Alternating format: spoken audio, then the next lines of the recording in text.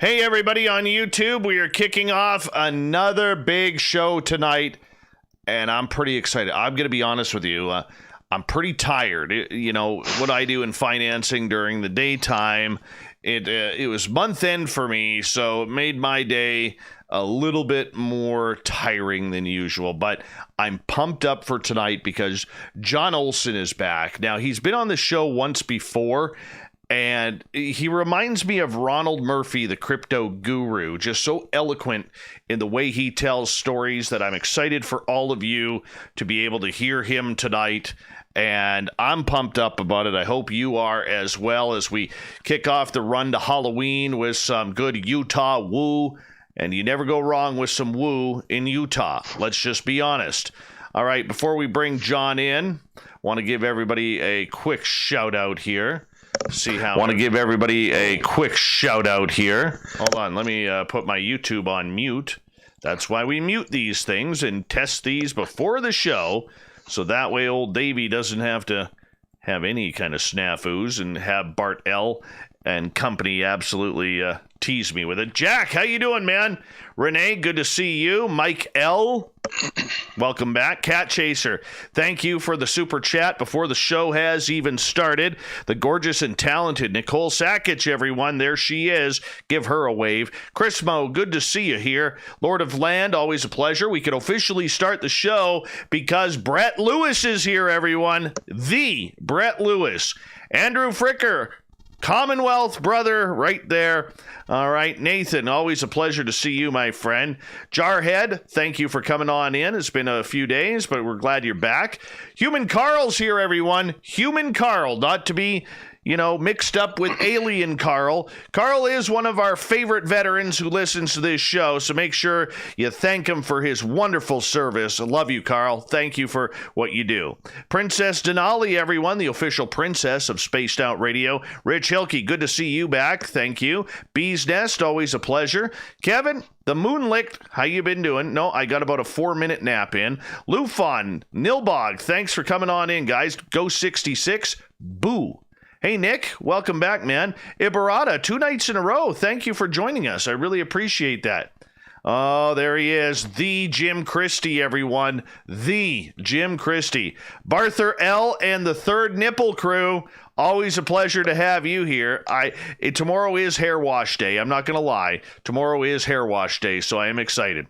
Hey, Dirty Filth, thank you for coming on in. The gorgeous and talented Steph Dickey.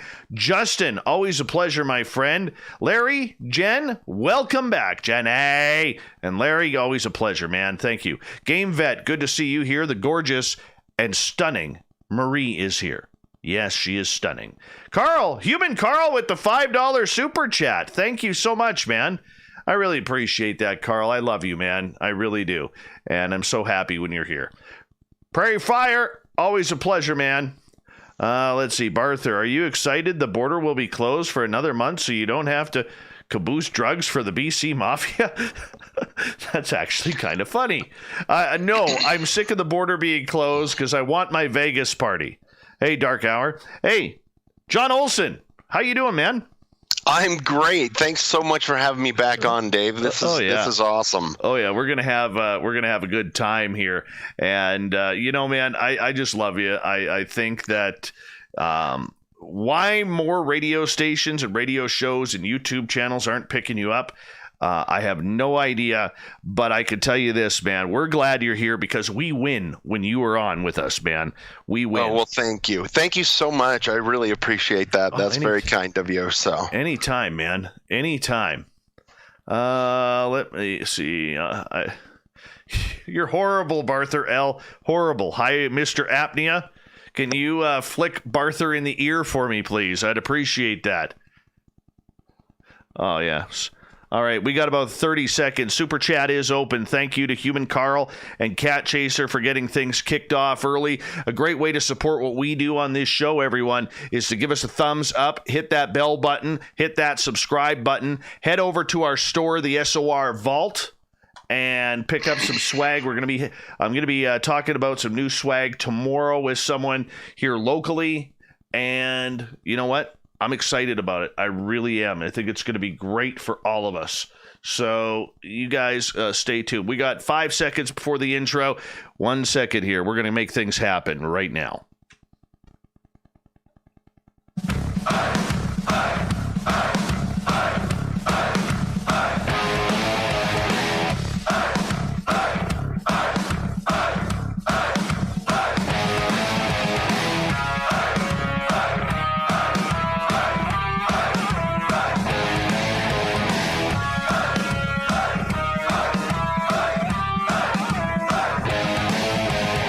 From the mountains of central British Columbia to you listening around the world, this, my friends, is Spaced Out Radio. I am your host, Dave Scott, sitting in the captain's chair of SOR headquarters. We welcome you to tonight's show and our terrestrial affiliates around North America and digitally on TalkStream Live and Revolution Radio. If you want to take a listen to our archives, they are free for you at youtube.com/Spaced Out Radio. Just do old Davey the favor, hit that subscribe button. Our website is spacedoutradio.com, where we have a plethora of features for you, including rocking out to Bumblefoot and reading up on Captain Shirk's SOR Newswire. Tonight's show is brought to you by Chive Charities. Help make the world 10% happier by visiting Chive Charities today. You can find them on our website. Author John Olsen lives in the beautiful area of Nevada. At the age of 8, he began to realize that the home he lived in was quite peculiar, an old 1880s farmhouse with strange experiences such as phantom knocks, loud boots running the stairs, missing objects. It all became commonplace as he grew up. With each run-in with what he called the man in the hat, John's interest in the paranormal grew. He was forbidden to talk about it outside of the home, though. What would the small community think? Oh, yes, I had parents like that, too. My mother. Stop it. What will they say? People are watching. Yeah, John and I have something in common there. Anyways, he found solace in learning everything he could about his encounters from library books and has spent the last quarter century now interviewing and documenting firsthand accounts of those who have witnessed all kinds of strange and unusual phenomena. The Stranger Bridgerland series contains firsthand accounts of everything from ghosts, monsters, hauntings, to glitches in the Matrix, and everything in between. And I highly suggest you can go to Amazon, pick up John's books. Then at the bottom of hour number 3, I will bring you the SOR Newswire, brought to you by Paranoia Magazine. Mr. John Olsen, I'm so happy to have you back on Spaced Out Radio. How you doing, my friend? I am doing great. Thanks so much for having me back, Dave. It's an honor. It's an honor. I appreciate it. Yeah, you notice how quick, the minute you emailed me and said, hey, Dave, I got my new book out. Is there any chance you could get me on? Yep. Didn't even let you finish the sentence, man. Didn't even let you finish. Well, that was awesome, and again, I love being on your show. It's just so much fun, and I love talking about the stories and everything that's going on. It's just fun to come on and talk with you, Dave. Oh, we appreciate it, and our audience has grown substantially since you were last on. So you're talking to a whole bunch of people who are now going to learn about you. So let's go back to this 1880s farmhouse, so people can get to know you and how you got introduced to the paranormal. Yeah, so I did. You mentioned I grew up in northern Utah, in this small community, and the house that I grew up in, it had been in my family for quite a while, back through almost to the people that built the house in 1883, and my parents purchased the house in the 60s. And it had been abandoned for about 5 years, so they got a really good deal on it and moved in and had to, start fixing things up. But by the time I was about 8 years old, maybe a little bit younger than that, I noticed things in the house that were not normal. They weren't the same as my friends' houses, and I have an older sister and a younger brother, and we started talking about our experiences and the things that had happened, and it got me really interested in the paranormal. Like you mentioned, my parents at first were very, adamant that we don't talk about it. Being from a small community, they, people like to talk, and you try very hard to not be part of the gossip in the town. So we kind of kept it to ourselves and, talked about it amongst each other in the house. And by the time I was a teenager, and I started having friends over to the house. They had their own experiences in the house. Oh, no way. And yeah, and I remember in particular, I was up, my room was upstairs at the top of the stairs, and the steep set of stairs that go from the main floor to the second floor, where my bedroom and everything is where we would hear footsteps a lot going up and down the stairs. And I remember sitting there and I'm studying, and my friend, she's on the couch on the other side studying, and after a few minutes she slams her book and she just puts it down and looks at me, and I'm like, what's the matter? And she goes, "What is that?" And I said, I'm what are you talking about? And she says, "Well, somebody has run up your stairs 3 times since we've been here, but there's nobody on your stairs." And I had to kind of chuckle, because that kind of stuff becomes background noise to me, and I didn't even hear it really. And I had to, admit, well, there's a ghost in my house. And when that happened, and a few other, instances where friends of mine had experiences in the house, I started going, when I would go to a party or we'd be on double dates, one of my friends would always say, "Hey, you know what? John's house is haunted. Have him tell some of his stories." And so I started telling the stories, and it wasn't long before people who heard about it started coming to me with their paranormal experiences. They felt more comfortable sharing them with me. And so by the time I was 17, I was interviewing people and gathering stories from the area, and it kind of took off from there. Okay, so you were the highlight. You were the highlight reel with your friends, having to tell all these spooky stories that are going on around. So as you were growing up, you obviously developed a very big interest for the field of the paranormal. Did you think it was as big as it was, including everything from Bigfoot and Dogman and Skinwalkers and all sorts of ghosts to UFOs and aliens and ET abduction? When I first started, looking into it, I remember at our little local library, it was a small library, they got the Time Life books of the paranormal. It was Bigfoot and UFO, and I just would check those out and read them over and over and over again. And so I didn't realize that it was as big as it is. I have noticed over the years, because of television shows and things that are going on like that, I think people are more open to sharing their stories. There's a less stigma attached to people who have a paranormal story, whether it's Bigfoot or UFOs or ghosts or even Fae or anything like that. There's not quite the same stigma. So I think people are feeling a lot more comfortable about sharing their experiences, and it's kind of opening up the world. And the more I, interview people, and as, I started out with my book here, local stories, and it's grown to the West, and now with the last book all over the continental United States, and it just continues to grow. And it just amazes me, the people I get to meet and the stories I get to hear, and it's a lot bigger than I thought it was back in the day, that's for sure. John, do you have a favorite topic that you like to cover? It kind of goes back and forth. I'll have one, I'll hear a story, and so I'll dive into it and study it as much as I can.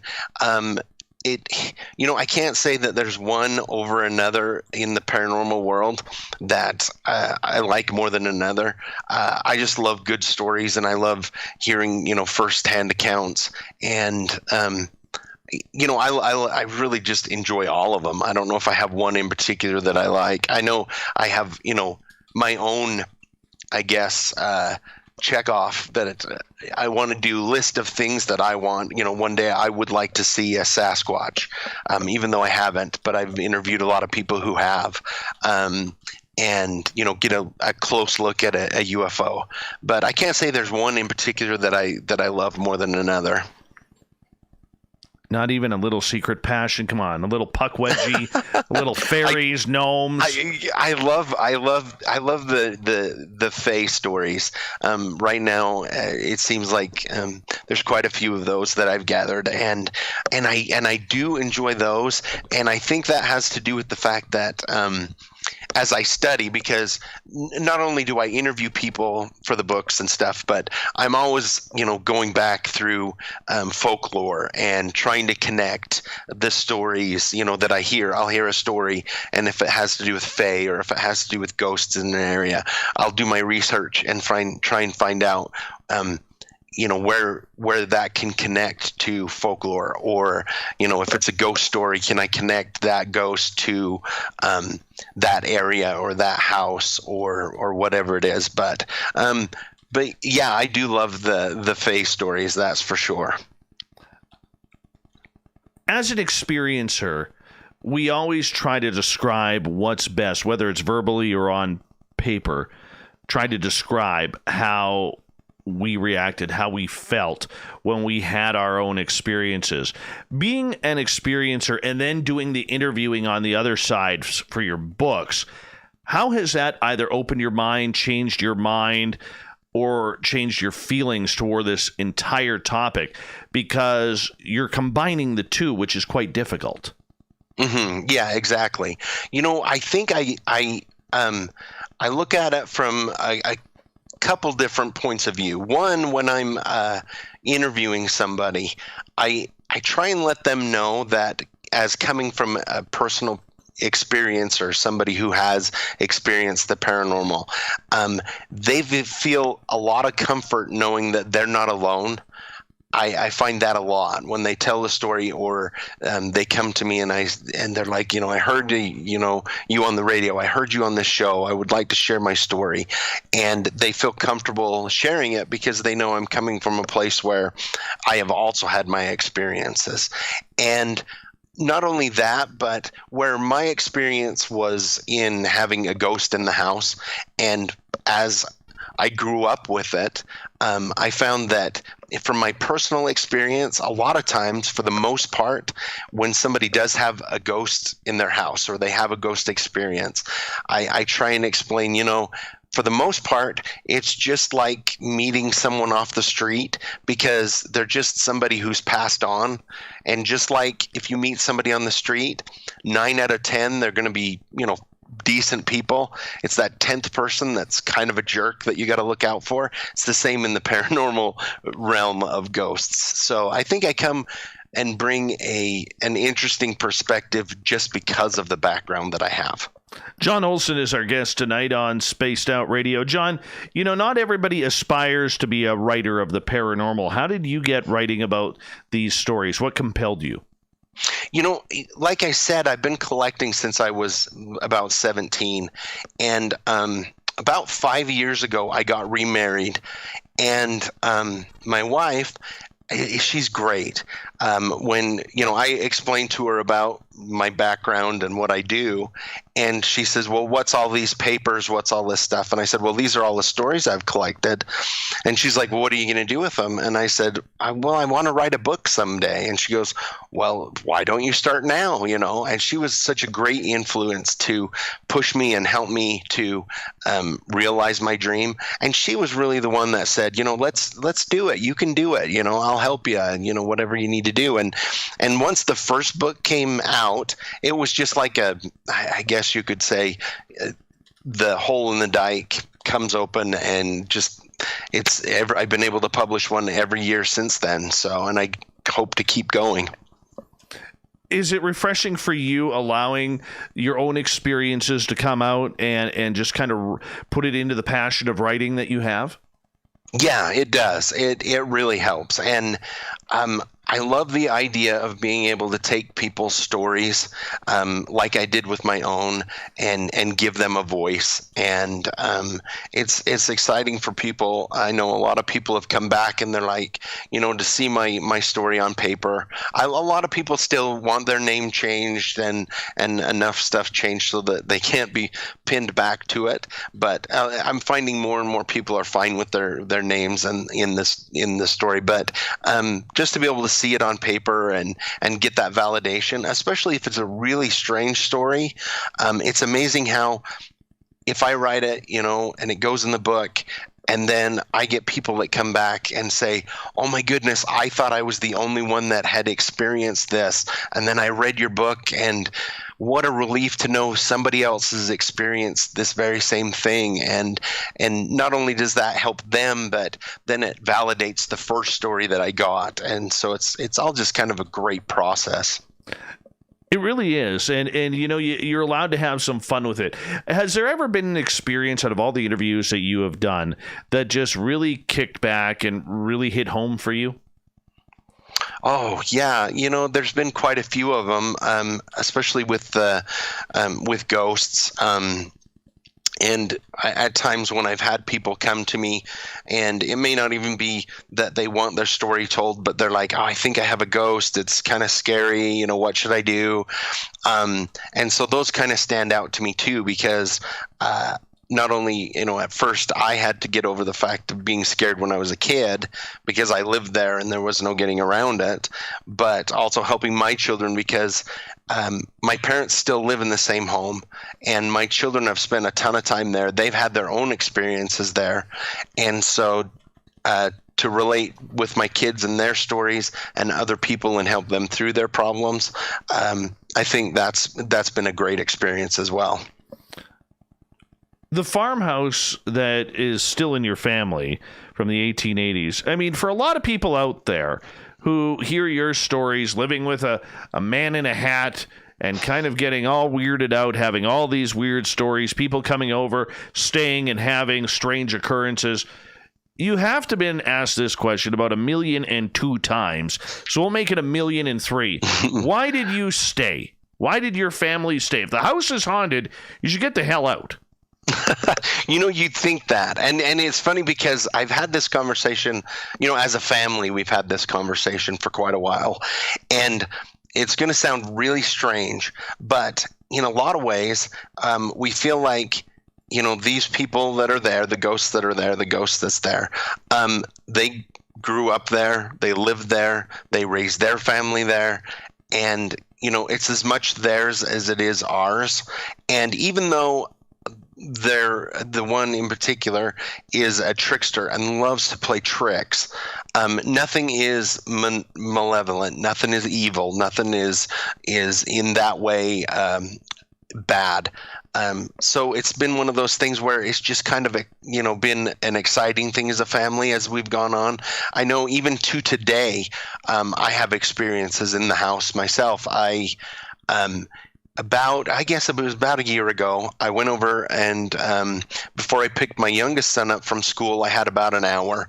So I swung by my parents' house, and the car wasn't in the driveway. And so that usually means they're gone. But I parked and went in through the kitchen, and just out of habit, I called out, "Hey, I'm home." And I heard my dad's voice from the front room say, "We're in here." And I thought, oh, well, maybe my sister borrowed the car or something.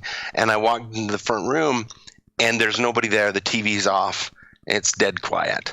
And so the only thing that was there was my mom's little Shih Tzu dog was sitting on the couch. And so I just kind of shrugged it off, and I had my book with me. So I started reading my book. And all of a sudden, I heard the back door open and close, the kitchen door. And I heard my dad call out that we're home.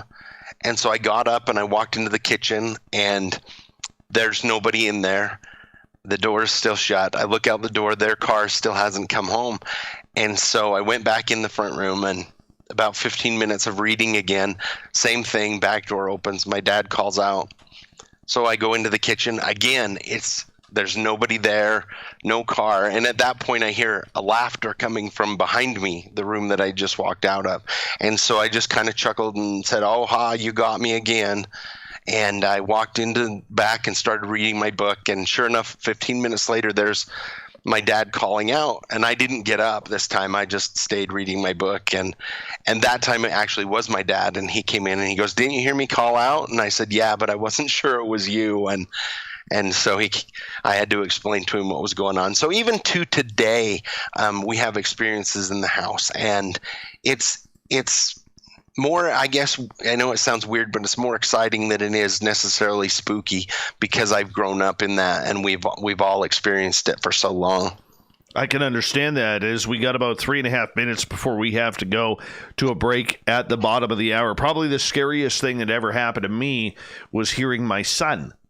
And then you know how he was about 3-4 years old. He was going to daycare at that point, and I just happened to be home, and I was on the phone, and all of a sudden I hear, you know, when a child kind of screams and laughs at the same time when they're excited. Mm-hmm. Yeah, I hear that upstairs. So I tell my friend who's on the phone with me, I said, "Did you just hear that?" She's like, "Yes, I did." And I said, "Yeah, my son is not home. He's a 10-minute drive away at daycare." Oh, wow. Yeah. Yeah. And, you know, other things involving my son. I got a little bit of a trickster in here that every now and again pops up and tries to emulate my son. And, you know, I know everybody in the paranormal is going to be like, "Ooh, you have attachments. You have this. You have that." No, everything is just fine over at SOR headquarters here. But, you know, you still have to be careful, though, and know the limits of where you can push these spirits, don't you? Yeah, exactly. And one thing that I always, caution people about is not inviting certain things into your house or inviting, certain spirits or being open to that. Because there's definitely a line, at least I feel, between, those that have passed on and maybe in the area and maybe inviting darker things into your life. So you definitely have to be careful about that. Well, of course. Of course. So when you are, going home and these ghosts have been with your family for so long now, have they almost become part of the family? Yeah, I believe they do. They definitely have. Yeah. Like I said, with everything that's still going on and me writing the books, my parents will call me all the time and say, "Oh, we had this happen last night. I got to tell you about it." And they're excited about it. And, I get excited about it. And so it is. It's kind of just a family thing. It's part of the family. Okay, I have to ask, because we got about a minute here. When new people come over to the house, never been to your residence or your parents' house, do the ghosts put on a show, kind of like, "Hey, let's show this guy what's going on"? It really just kind of depends. On the person. It depends on what's going on, and like it can go months and be super quiet, and then go a month where it's lots of stuff is going on. So it really just depends. But they do definitely like the family. It seems to be the family that they like to pick on or give experiences to, I guess you could say. Wow. Well, and for people who've never experienced anything like that, I do have to say, it's a wild trip, man. It's a wild trip because most of the time nothing happens. But when something does happen, you got to try and figure out what's going on. And it's a puzzle. It's a puzzle that we all have to deal with for those of us who live in a haunted house. John, I'm going to get you to hold on for just a few moments here because we are going to go to break at the bottom of the hour. And we're going to get into some great conversation tonight with John Olsen. He is the author of the Stranger Bridgerland series, his latest book, which is called Stranger US. We are going to get into this one momentarily on Spaced Out Radio with John Olsen and his website, strangerbridgerland.com.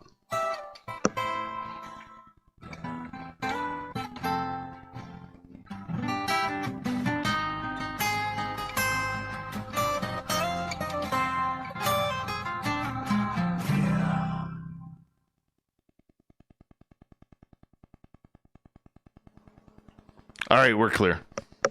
All right. That was a quick half hour. That was, yeah. It goes by fast. Yeah, no kidding. No kidding. Hey, Grendel, thank you so much for the $5 super chat. Really appreciate that. Thank you. Good to have you back. You haven't been here in a couple of weeks. Well, the 1 week we were off. But thank you for coming on in, my friend. Always a pleasure. Let's see here. Hi, Nick A. Corin's the booking guy.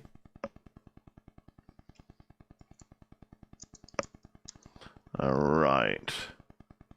That's really cool. Really cool.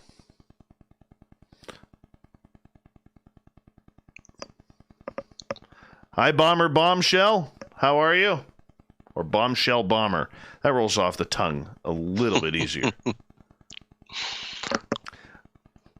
I love the cover of your book, man. Oh, thank you. Yeah, it's one of my favorite ones that I've been able to do. So yeah, nothing freaky about that cover. Right? Yeah, I wanted one that stood out, and I actually found somebody who could do that for me this time, and they did an awesome job. So, rock and roll, man. And then the illustrations on the inside, my wife's niece, she's just a beautiful artist, and she was able to do some just amazing things with some of the stories that I gave her. So I'm really happy with this book. Oh, wow. It's turned out great. So. Oh, this looks really good, dude. Yeah, she did an amazing job. Hey, you dedicated the book to us. This book is dedicated to all of those who have helped me along this journey and to those who have shared their stories with me in the world. We are in the world. You dedicated it to us. That's right. Thank you. That's right. All right.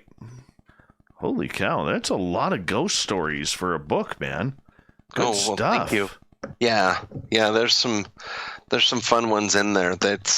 It's really just really fun. The whole thing, interviewing people, writing up the stories, and just all of it. It's a blast. I just love doing it. So don't blame you. Yeah, and when I can do interviews like this with you and talk about it, it's great. I before COVID hit, I had a bunch of stuff to set up to go talk at conferences and stuff, and I was getting really excited about it. Of course, everything got canceled. Yeah, but I'm hoping to do that too, and so you just never know where it's going to take you. So I know.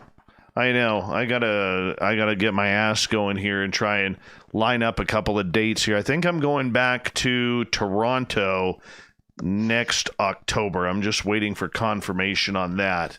Oh, cool. Yeah, that was kind of cool last time I was there. So, is it true you used to dance on street corners using the name Fruity McMuffin? No, not true at all. Nope. Is it true, Barther, that your parents forced you to wear a Toronto Maple Leafs uniform inside the Montreal Forum when the Colorado Rockies were in town? Oh, that's funny. So I know that you're a huge hockey guy, and I love to go watch hockey live. We have the college up here has a hockey team, and to watch it live is just amazing. I love watching it live, but they just, who was it that just won the cup? Tampa Bay. Yeah, that's right. Tampa Bay did. That's right. I remember reading that. That's crazy. That was a short season too, so. Yeah, I didn't like that. Yeah. Hey, Scoreboard Rob and Brittany, if you're listening in, you're looking stunning tonight. Appreciate all of you at the Scoreboard Lounge in Michigan tuning us in. Rob, how you feeling, man? Let us know. Give us an update. All right, we've got about 40 seconds here. Want to say a big thank you to Grendel, Human Carl, and Cat Chaser for hitting us up in the super chat. It is open. It's a great way to support what we do on this show. And of course, a thumbs up, a thumbs down, a thumbs sideway always works. Please, if you're new, hit that subscribe button if you like what you hear. And reminder, we are here Monday through Friday. My nose is fine. I can almost breathe out of it again. Yeah.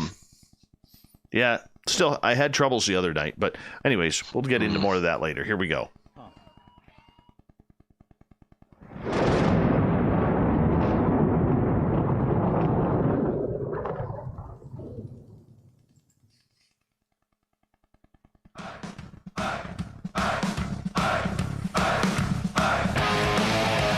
Second half hour of Spaced Out Radio is underway tonight. I am your host, Dave Scott, sitting in the captain's chair of SOR headquarters. Thank you so much for joining us tonight. I really appreciate it. I want to remind you that if you missed portions of this show or others, check out our free archives by going to youtube.com/spaced out radio. Just do me the favor, hit that subscribe button. Our website is spacedoutradio.com, where we have a plethora of features for you, including rocking out to Bumblefoot and reading up on Captain Shirk's SOR Newswire. Follow us on Twitter at Spaced Out Radio and on Instagram at Spaced Out Radio Show. Author John Olsen is with us tonight as he's got a great series of books out called Stranger Bridgerland. And, you go to his website, strangerbridgerland.com. His newest book, called Stranger US, is now on the market. You can find it on Amazon. And you know what? I love his writing. It's easy. It's very captivating. John, you do one hell of a job with it. You really do. Oh, well, thank you very much. I appreciate that. I try and get to the meat and potatoes in the stories, and I appreciate you saying that. So, not a problem. Not a problem, my friend. Let's get into Stranger US. What was the idea behind this book? So, as I do interviews and I get out and get to talk to people and do, conferences and stuff, it's kind of just expanded. Like I said before, when I just started, back when I was 17, it was, before the age of the internet. There was before, you could get on the internet and search out people or anything like that. So it had to be word of mouth. So most of the stories I got for a long time was just local stuff. And as my books came out and I was able to do, shows like yours and a couple others, I had more people contacting me from, all over the United States. And so I was able to pull together stories, that ranged all the way across the U.S. And so I still have a ton of stories that I haven't written yet. I'm hoping to keep doing books. And so my point on doing this one was to make sure I got stories from all the way across the United States and to also, get a good mixture of stories. So, I've got UFO stories and Bigfoot and fae and ghosts. And so that's really what I was going for. And I think it worked out really well. Well, do you mind sharing a few of those stories with us? You bet. No problem. So I'm going to share a few of my very favorite ones with you. One that came across to me, I was contacted by this lady. Her name is Josie, and she contacted me and she said, I've got a really strange story. She's like, it's not a UFO, it's not Bigfoot, it's nothing that I've ever heard of before. And she really piqued my interest when she started like that. So I sat down over the phone with her. She'd heard about my books, and so she told me she lived in a small town in Idaho. That's where she grew up. And she said her parents weren't very well off growing up. It was a small town, a lot of farming community, and they just didn't have a lot of money. And when she turned 10 years old, she wanted a puppy. That's what she wanted more than anything in the world. And she wasn't even sure if she was going to be able to get the puppy. But, sure enough, she came home. It was the end of June. School was just about getting out, and she got a puppy for her birthday. And she was so excited. It was a Collie Labrador mix, and she named the dog Sammy because she said it had a kind of a black S almost on the chest. And she was so excited. She spent the whole summer training the dog. She said it was a super smart dog. She taught it to sit and shake and all of these things, and she just loved that dog to death. And it came to August, and one of the things her family always did is they went and would gather wood in the mountains. Because in the wintertime they had a furnace, but they would help with the heating costs by running a wood stove. And so the whole family was required to go up and spend a couple Saturdays collecting wood. Oh, who doesn't take advantage of their family like that? I do it every year. Right? Every year. You've got to do that when your kids are young, right? Before they realize that they can go off in the world. They went up and started collecting the wood up in the mountains. And she had Sammy with her, the little dog. And about afternoon time, she noticed that the dog had been with her all day, and all of a sudden the dog was missing. And she looked all over for the dog. And she got the family looking. They looked all afternoon.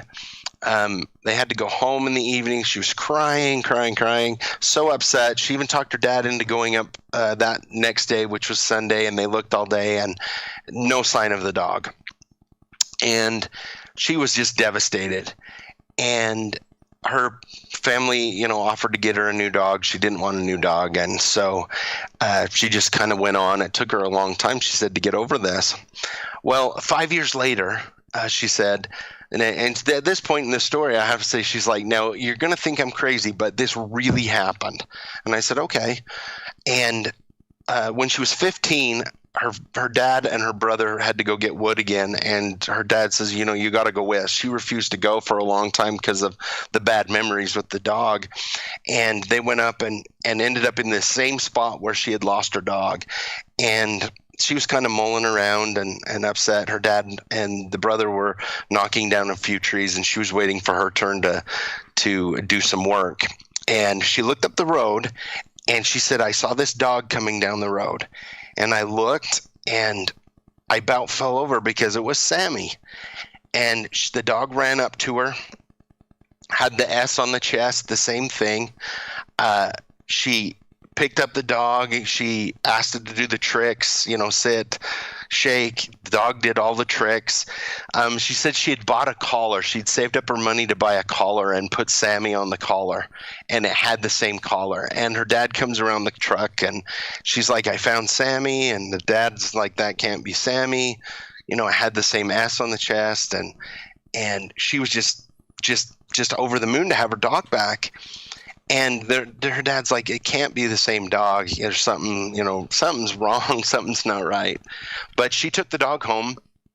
Her mom showed her mom. Her mom would refuse to believe it. Her mom took her and the dog to the vet. She says her mom said, "Don't say anything to the vet about what's going on. I just want the dog checked out." And the vet says, "Well, you got a healthy dog here. She's a puppy. She's about 4 months old. She won't get much bigger. She seems really smart."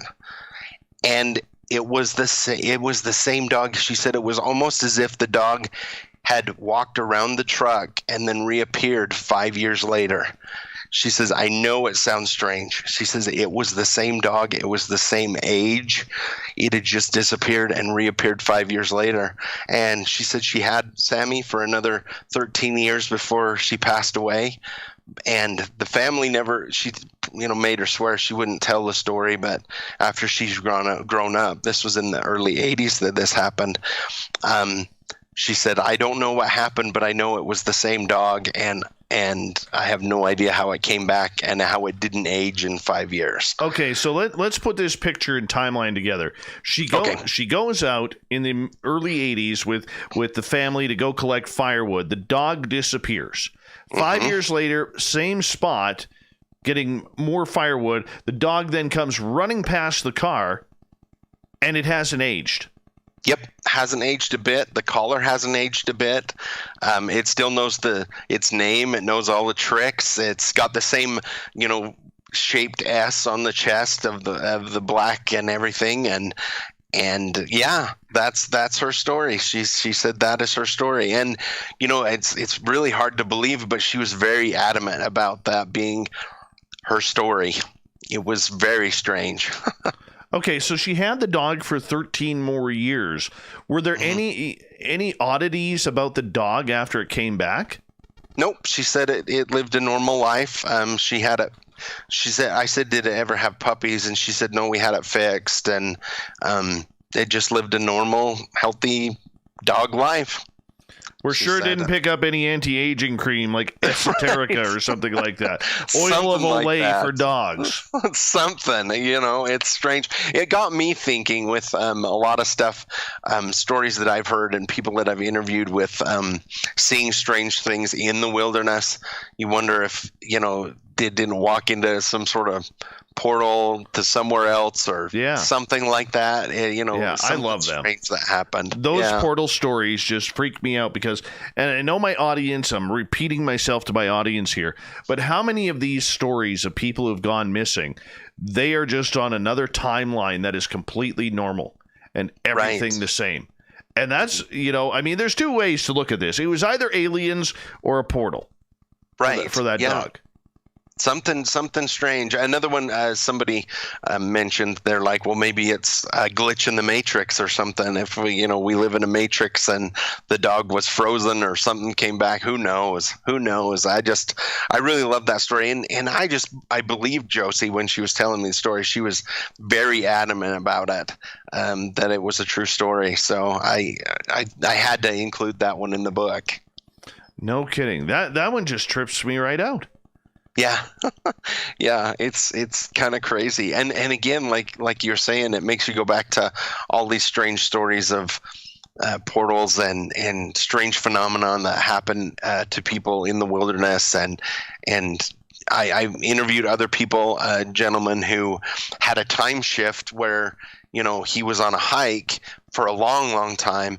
But when he got back to his truck, finally, it had only been, when he thought it was 5 hours, it had only been 45 minutes to an hour that he'd been gone. And so it's kind of interesting with the things that go on in the wilderness and how it's all connected. I love that part. So. No kidding. How did the rest of the family react to this? I mean, it sounds like they were really freaked out by it. She said that, at first her mom didn't believe it. And then they just didn't want to talk about it. And because the ramifications of it is just mind-blowing. I think that she eventually said she just had to stop bringing it up and just go on with it, because she said mostly like her mom, she talked about the fact that her mom just didn't want to face it, whatever it was. She just didn't want to believe or face it. But she said she knew her dog, and it was her dog. So when you're faced with something like that, especially when it happens to you or your daughter, and I can only imagine, you come from a life where, everything's normal and everything's, the way it's supposed to be. And then all of a sudden something like this happens, it can kind of throw you for a loop. That's for sure. Oh, absolutely. Let's move on here to another story from your book, Stranger US, which you can found on Amazon right now. I love missing time stories. What do we have going on here? So one of the stories that I had, I interviewed a gentleman. He contacted me after I was on a show, and he said, I had a really strange experience. And he said he had actually contacted some UFO people to see if it was UFO related. But he said, I asked him, if I could interview him and if I could use his story, and he said, yeah, that'd be great. And another one where I had to change his name, but he went by Jerry in the story, and he was living in a remote, smaller town in Illinois, up in I guess the mountainous part of Illinois, wherever that is, that he was talking about, in the foothills of Illinois. And at the time, he was a vet, and at the time he was living with his parents in their house, and he had a younger sister there. And he said one night he was everybody had gone to bed, and it was around 10 o'clock, and he had his favorite nightly television show that he liked to watch. So he went down to the basement and turned on the show, and he says, I wasn't tired. I was used to being up late at night. I wasn't, even remotely tired, still had my clothes on. I sat down, I turned on my television show. The next thing I know, he says, I am standing outside, and it's the middle of winter. He says, I'm standing outside of my house in the backyard, in the dark, in basically my night clothes in my the clothes that he usually slept in. And he said he was stunned because he didn't know, how he got there. He's like, I was, just sat down to watch TV and now I'm here. And he didn't have shoes on, anything, and he's freezing. So he goes and checks the back door, and it's locked. He goes to the garage door, it's locked, all locked from the inside. So he goes to the front door, it's locked. He knocks and wakes his sister up, and his sister goes and has to unlock the door from the inside and asks him what he's doing outside. And he tries to explain, but he goes downstairs and looks at the clock, and it's now 2 o'clock in the morning. So he went from 10 o'clock watching, sitting down to watch his show, and the next thing he knows, it's 2 o'clock in the morning. Pardon me. And he's in different clothes. He goes to the basement where he was. He can't find the clothes he was in. He can't find his shoes anywhere. He never was able to find the clothes that he had been wearing.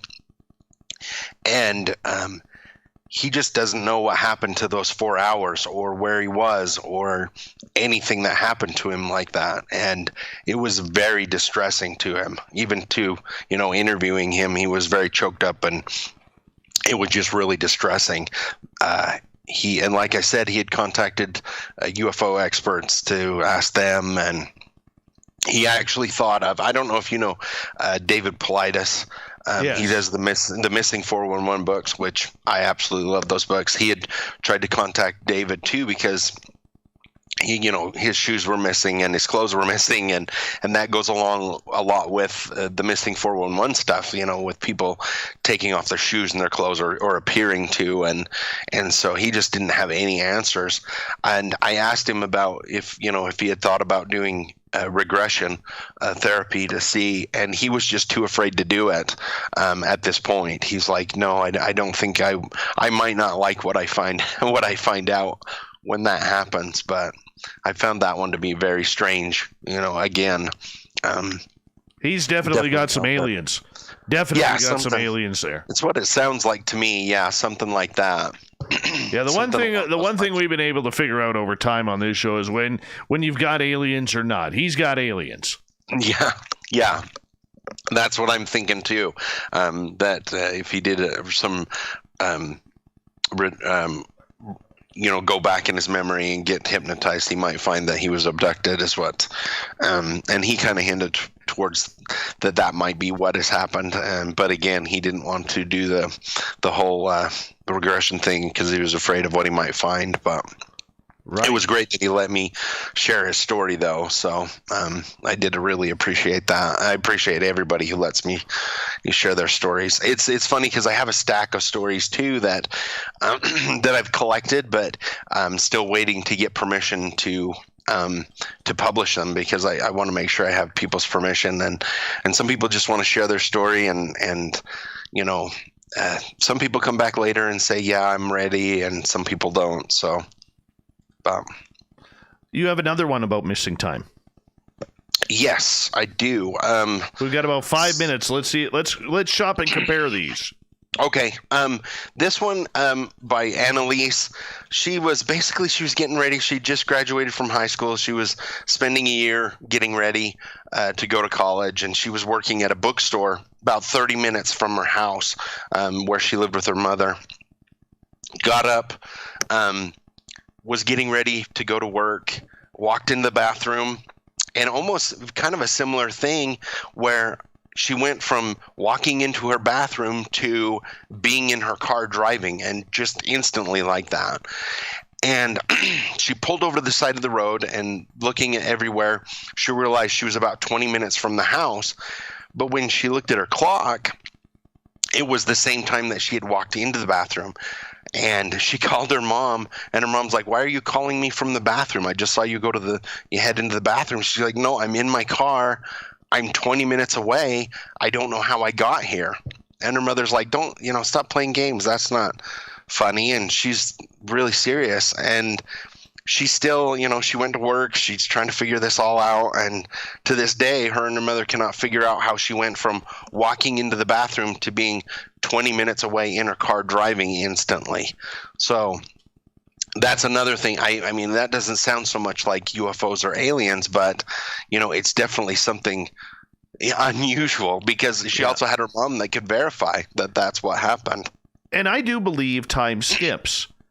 It's funny because when I worked in radio in Vancouver, and I've only told this story a couple of times, I actually had time skip on me twice at the same intersection, once going westbound and once going eastbound, probably about 8-9 months apart, where all of a sudden I would be stopped at a red light, and all of a sudden I would watch the light turn green, see the car beside me start to move, so I start to move into the intersection. Next thing I know, I'm being honked at by cars coming in the opposite direction because the light is red. Oh my goodness, That happened once at about 7:30 in the morning and once at about 3:30 in the afternoon going in the opposite direction. Wow. Yeah. That's very strange. Same intersection.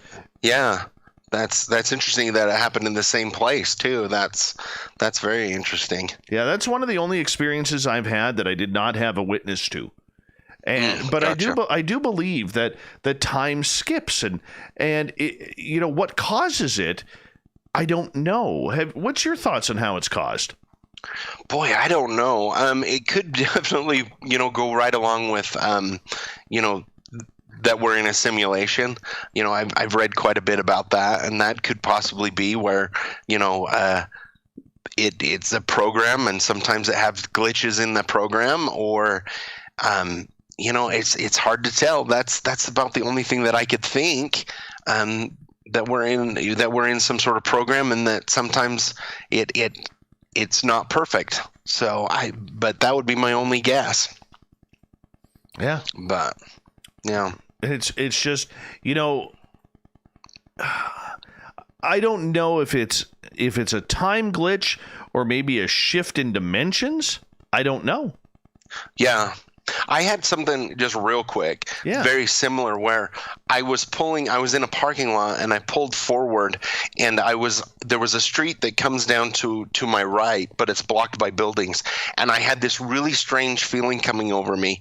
And I looked and I said, I know that there is a red truck that's coming down that road. It's going to turn the corner in about 5 seconds. And I said this out, to myself, and sure enough, there come a red truck around the corner, and I knew, and I waved at the guy because I kind of felt like I'd done it before, and he waved at me, and I knew he was going to wave at me. It was almost like an advanced, what do you call it, where you feel like you've been there before, deja vu, because I knew something before it happened. Instead of I feel like I've been here, I knew it right before it happened. It was really strange. But wow. My friend, I'm going to get you to hold on right there because we are going to go to a break here at the top of the hour. Yesterday, I was having troubles trying to figure out whether it was the top or the bottom. This time, I am 100% sure that it is at the top of the hour here on Spaced Out Radio. I'm Dave Scott, sitting in the captain's chair of SOR HQ. Author John Olsen is our guest. We're talking Stranger US, and we're going to get into some strange stories from his latest book, Stranger US, and his website, SangerBridgerland.com. Oh, yeah, I love the paranormal stories. Hey, this is a great warm-up show for everybody wanting some woo out there waiting for Halloween, because we've only got a number of days left before we go trick-or-treating and go woo in the night. We don't boo around here. We woo when it comes to Spaced Out Radio. We'll be right back.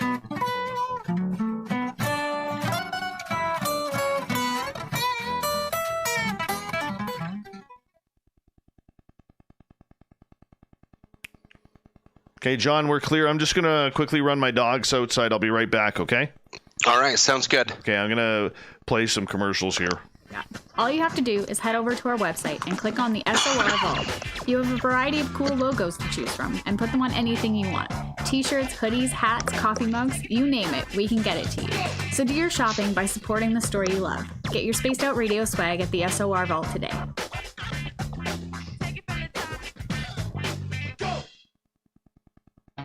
Hi, this is Amber Beckrud, and I want to invite you to subscribe to our YouTube channel where we store all of the SOR show archives for free. And as an added bonus, every 2 weeks I'm posting brand new content on Cryptid Tales, where I will get into some of the spookier legends and folklore from around the world and tell the stories that go with them. Find us at youtube.com/spaced out radio and check out Cryptid Tales today. Drop a comment and let me know what you want to hear. See you there. The party is always on at the Moose Vancouver. The Moose Vancouver is where you want to be when visiting Canada's West Coast. Open until 2 a.m. nightly, the Moose cranks up the rock while serving some of the best rated food in the city. The menu starts at $6.95. Why party anywhere else in Vancouver when the Moose is right there? Get your horns up and rock with the Moose, the official party bar of Spaced Out Radio. I'm feeling a little spicy tonight. What to do? What to do? Why not get Bumblefuck? 4 million Scoville units of pure hard rock. Bumblefoot hot sauces come in 3 flavors. The burning Bumble. Tone it down a bit with Bumblicious and throw the sauce on everything. Spicing up. Bumble me, baby. Bumblefoot hot sauce. Get it today at kajans.com. We are scouring the world for the most intriguing stories of your day. Take the time to read up on the SOR Newswire, where our team, led by Captain Shirk, will deliver to you some of the best paranormal and supernatural news, along with some stories that will blow your mind from the weird to the wacky. It's the news outside the news that piques interest, and that's what we're looking to deliver to you. The SOR Newswire, only at spacedoutradio.com. Hey, space travelers, this is John Resig, founder of the Chive and Chive Charities. If you know anything about our website, you know we like to do things a little differently. We're not some faceless organization collecting money for a nebulous cause. Our donor dollars go directly toward life-improving items. Then we give those items directly to an underdog who needs it most. To become a donor with Spaced Out Radio's official charity, Chive Charities, just go to chivecharities.org/donate. Hello, space travelers. It's me again, Carl. Don't forget to join the Space Travelers Club for just $5 a month and follow Spaced Out Radio on Twitter at Spaced Out Radio. Our Instagram, Dave Scott SOR. Our Facebook page is Spaced Out Radio Show. Our archives are free at youtube.com/Spaced Out Radio. Come woo it up with Spaced Out Radio today. Bye.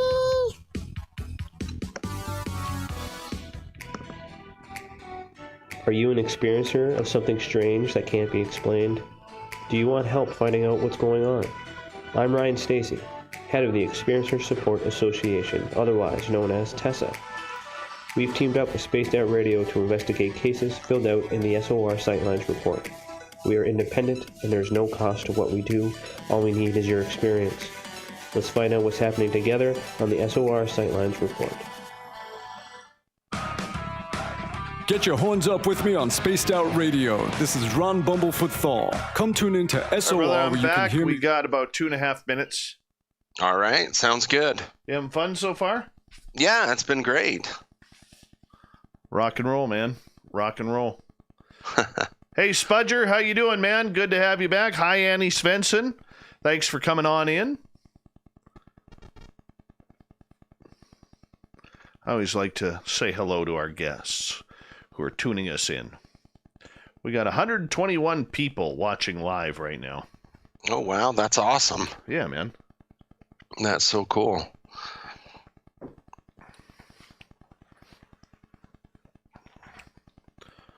All right.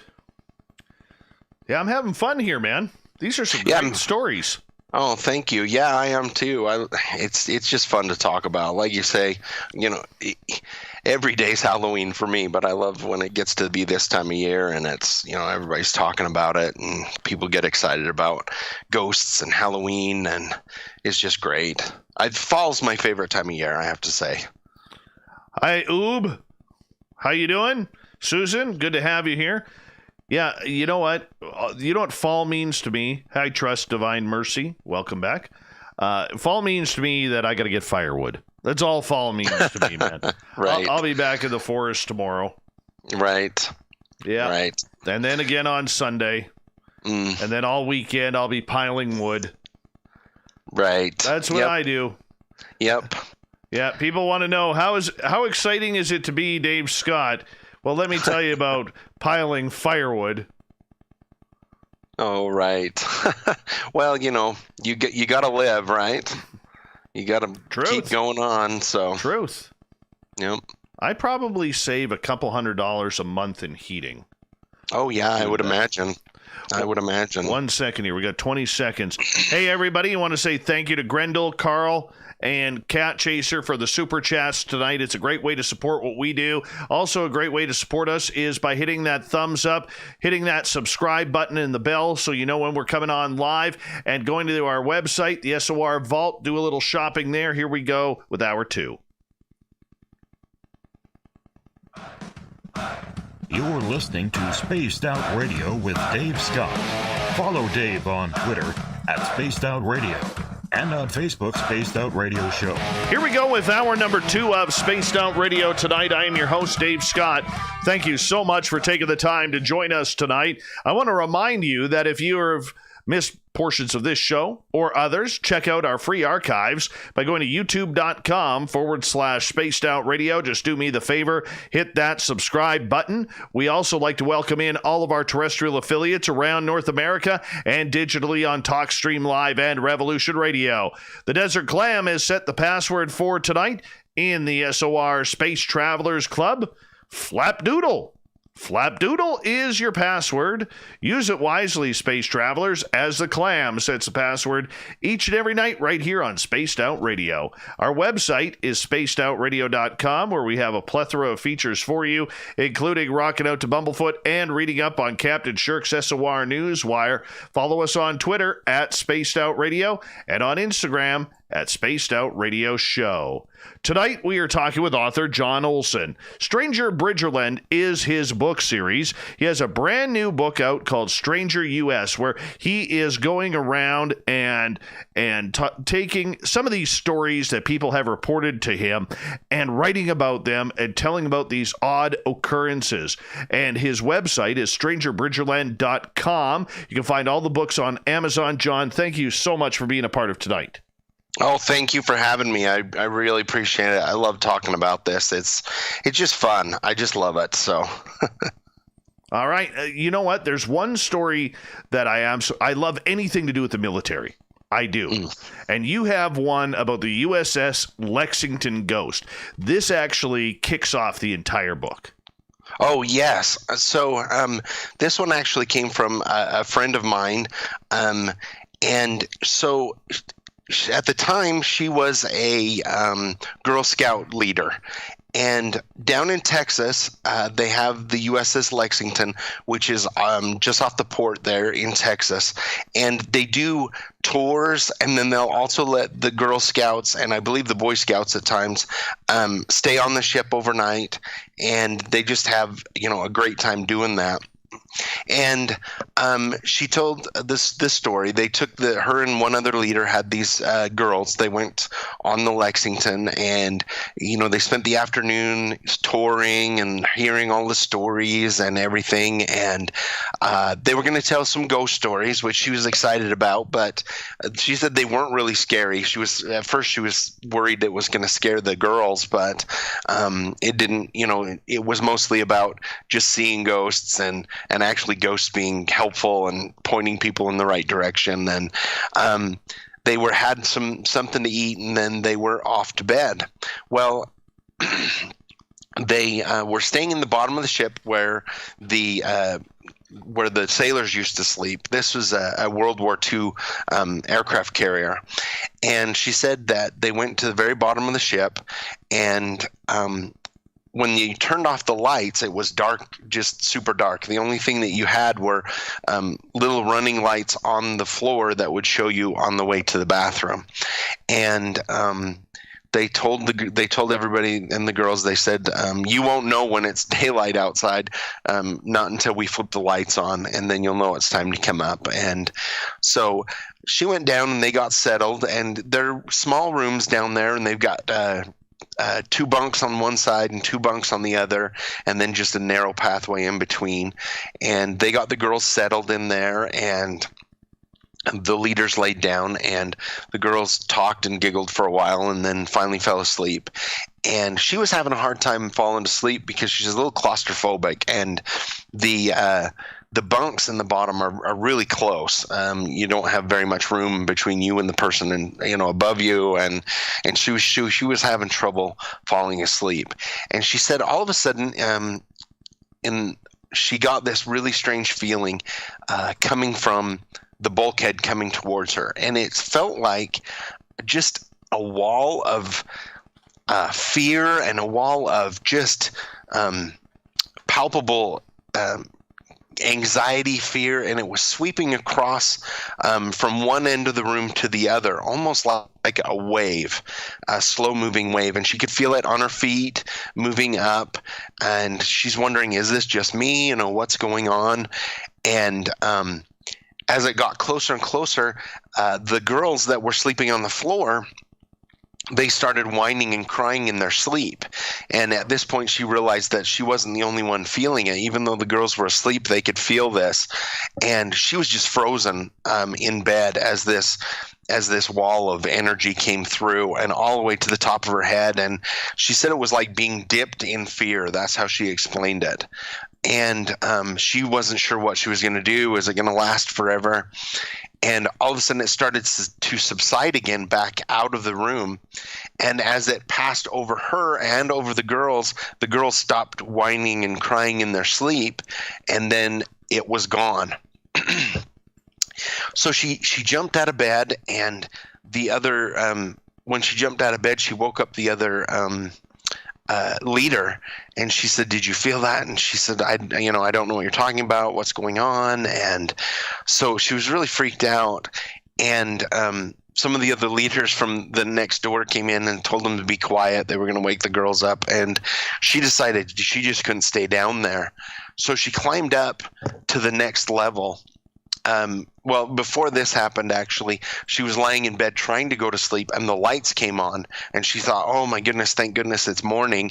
But when she got up out of bed, nobody else got up when the lights came on, and she looked at her watch, and it was still the middle of the night, and then the lights went off again, and there was nobody by the lights. She doesn't know, who could have turned the lights on and who would have turned them back off again, because she was in charge of the lights and she couldn't see anybody messing with them. And so she'd had enough at that point. So she told the other leader she was going up on deck, and she left and climbed up the ladder to the next level. And there was one of the other leaders from the other group, and she was just sitting on the chair, huddled up in a blanket and just shaking. And she looked at her and she said, "Are you okay?" And she's like, "No." And she's like, "Can I do anything for you?" And she's like, "No." She just didn't want to talk, but she realized she'd probably felt the same thing.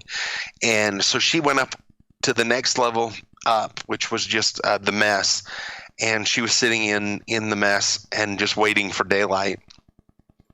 And one of the guards came in and said, "Are you okay?" And she said, "No." She said, "I had a really bad experience." And she explained what had happened to him. And he said, "Will you mind coming to the office and writing down your story? Because I keep, we keep a log of these." And so she wrote down the story and read some of the other ones.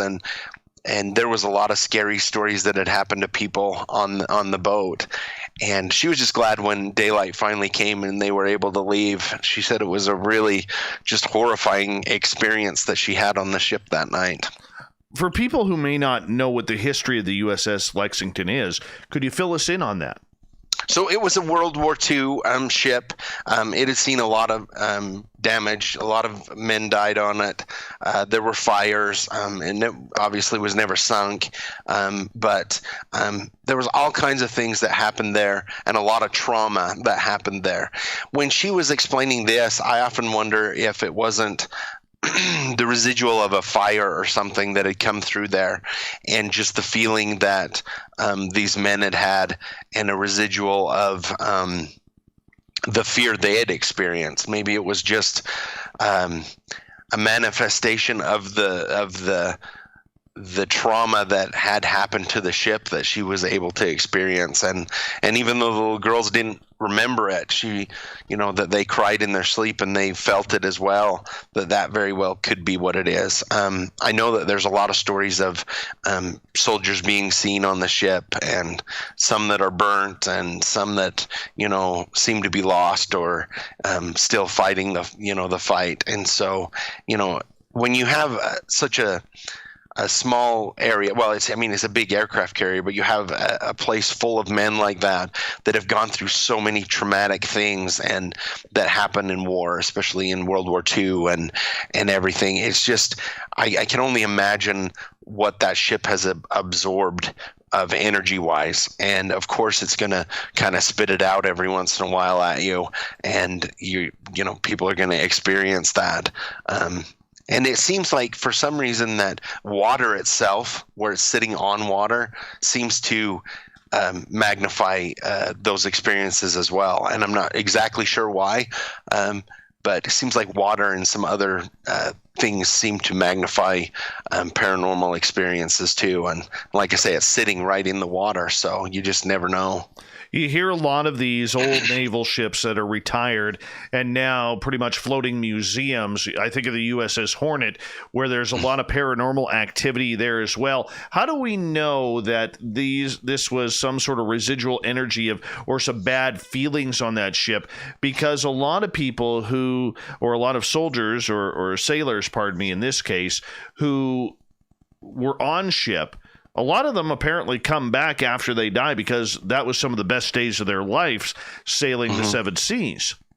Right, yeah, and that could very well be as well. I know that she was telling that the stories that they told these little Girl Scouts were all stories of children who got lost or something on tour, and they get led back to the tour or get pointed back in the right direction by a sailor, and later to find out obviously there are no sailors on board, and so there is definitely there's a camaraderie there too as well, and so that could bring it back as well. I don't mean to say it's probably all negative energy, but it's probably a mixture of both. I can only imagine you live and you breathe with these other men, and your friends pass away, and you see that the bond is probably pretty strong on both sides, I would imagine. All right, let's move on to a new story here because we have a ton of them to go through. All right, this one interests me. The Hatchet Head. Tell me this is a new cryptid. The Hatchet Head story. So this one I got back quite a while ago. There was a gentleman who he was from northern Utah, in the same general area that I am from. And when he grew up, he moved to Salt Lake, which was down south a little bit further. And he was very close to his grandpa. And he was living and working in Salt Lake, and he got a call that his grandpa had passed away. And so he came back up northern Utah, again, a small town in northern Utah. And after the funeral and everything, they were going through some of Grandpa's stuff, and there was a box that had some of Grandpa's stuff in it, some World War II stuff, and in it was a Native American hatchet head, and nobody else wanted the box, so he took the box because it reminded him of his grandpa, and it was his grandpa's stuff, so he was excited about it.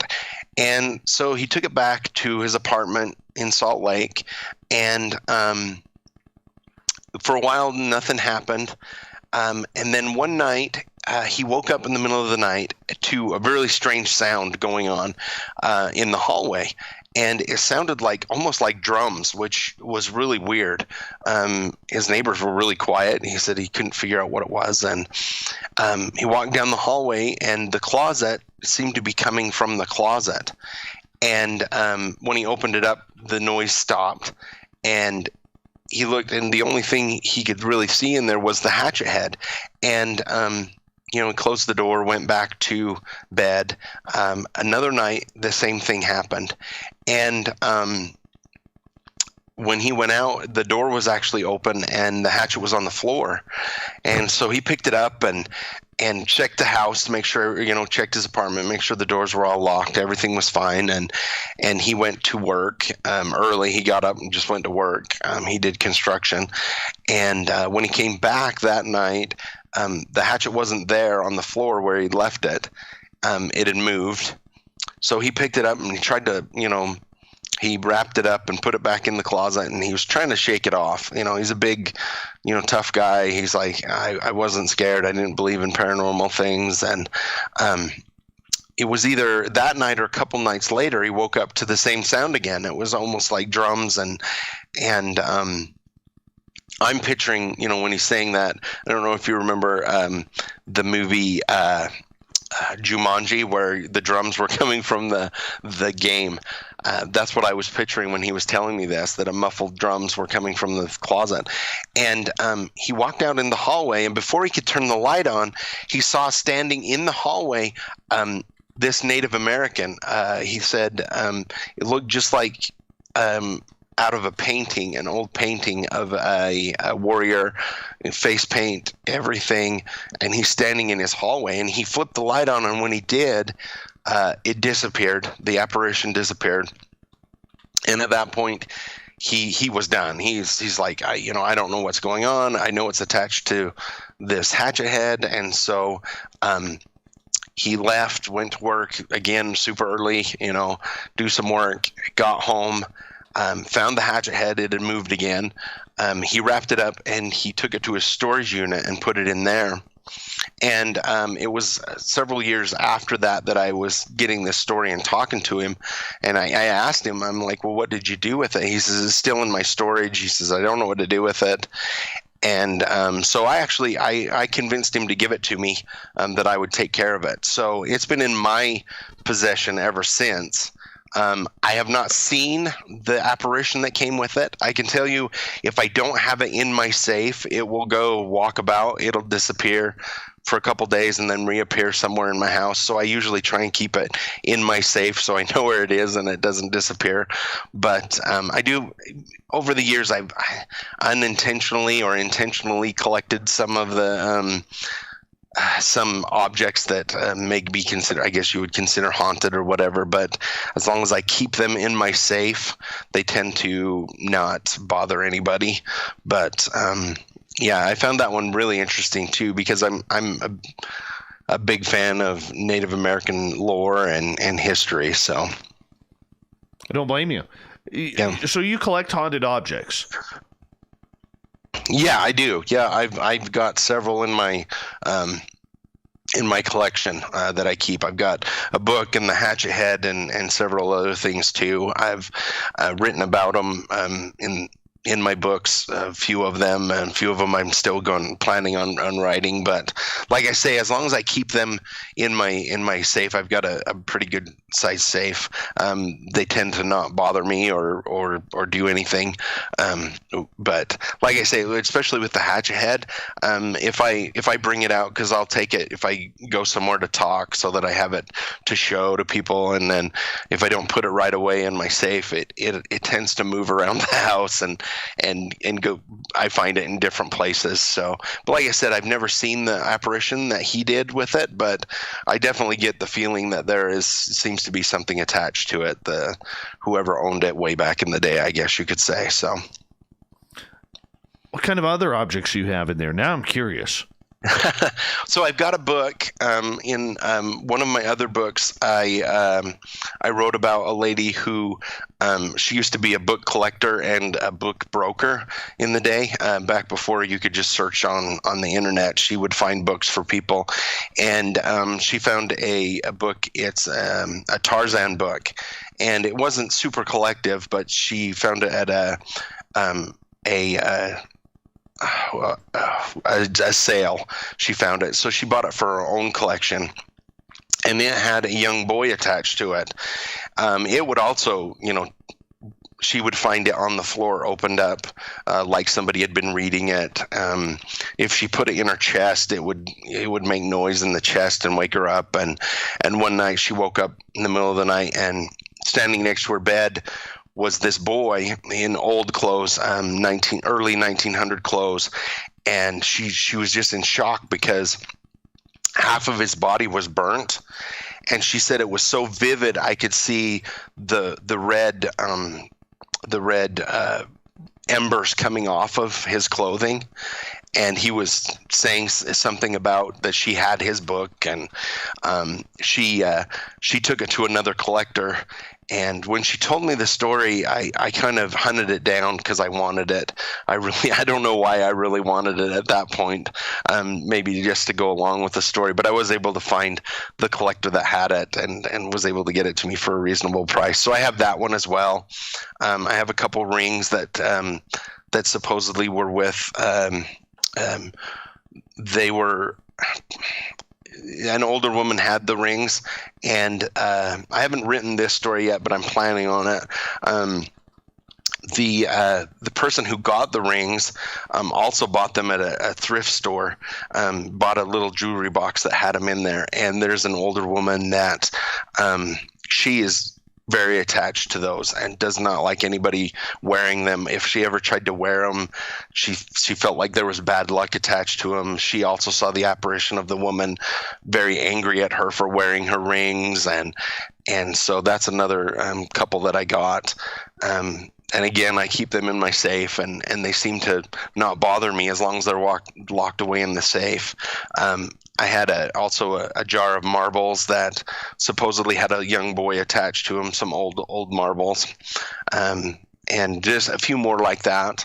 That I'm hoping to write those stories because they're particularly interesting to me, also because they're not just good stories, firsthand accounts, but because I have the objects with me as well. So, do you feel safe with them? I do. I know that sounds really weird. Like I said, as long as I keep them locked up in my safe, I don't worry too much about them. And right now, the safe is even actually off-site, not at my home, which makes me feel even better about it. But yeah, it's. I haven't found anything that I would call, evil, I guess you would say. Definitely angry, some of them, but not evil. I tend to shy away from stuff like that as much as possible. Even with my stories, I've collected a lot of stories of people who have gone out looking for something and, kind of maybe opening portholes and stuff. And even though I collect the stories and interview them, I haven't really written much about that because I tend to shy away from the more evil stuff, if that makes sense. But, yeah. Don't blame you. Yeah. Yeah. There is a lot of rumors, as we got about 45 seconds to go. There is a lot of rumors, though, especially from men out there thinking of proposing. Never buy an engagement ring at a pawn shop or use one that somebody else has had outside of the family, because it is bad luck. Yep, bad luck. You take the karma from that, whatever happened to that ring. It's in the pawn shop for a reason. Things didn't go well. You shouldn't be doing that, right? Yeah, exactly. So I definitely agree with that. For sure. My friend John, I'm going to get you to hold on because we are going to go to break at the bottom of the hour here on Spaced Out Radio. We're halfway through already. We got John Olsen for another hour, as we're going to break down Stranger US, his latest book on everything paranormal, strange, and weird. I'm looking forward to it. We're having a great show tonight. His website, strangerbridgerland.com, if you want to check it on out. And all of his books can be found on Amazon.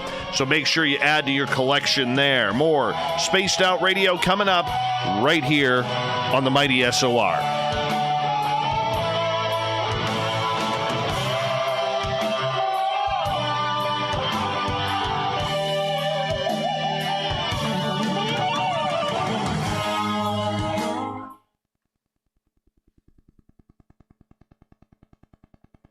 All right, we're clear. All right. Good stuff, man. Thank you. Yeah, this is fun. I love this. Marty is saying, what John needs to do is someday find out what tribe that hatchet originated from and return it to the tribe so that the spirit guarding it can rest.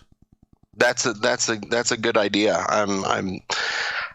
Hadn't necessarily thought of that, but definitely will look into that. I know that in this area, which is where I'm imagining it came from, it was the Shoshone tribe that was mainly in this area. So, and I've been trying to contact. I have a bunch of stories from a particular area where it was the Bear River Massacre, and I would love to write these stories, but I want to make sure I do it in a respectful way. So I want to make sure I contact, one of the leaders of the Shoshone tribe so that and ask them how they would feel and how I should go about writing those stories. But so that might be a good way to go. Very cool. Yeah. Yep. So that happened not very far, probably, I would say less than 10 miles from where I'm sitting right now. So.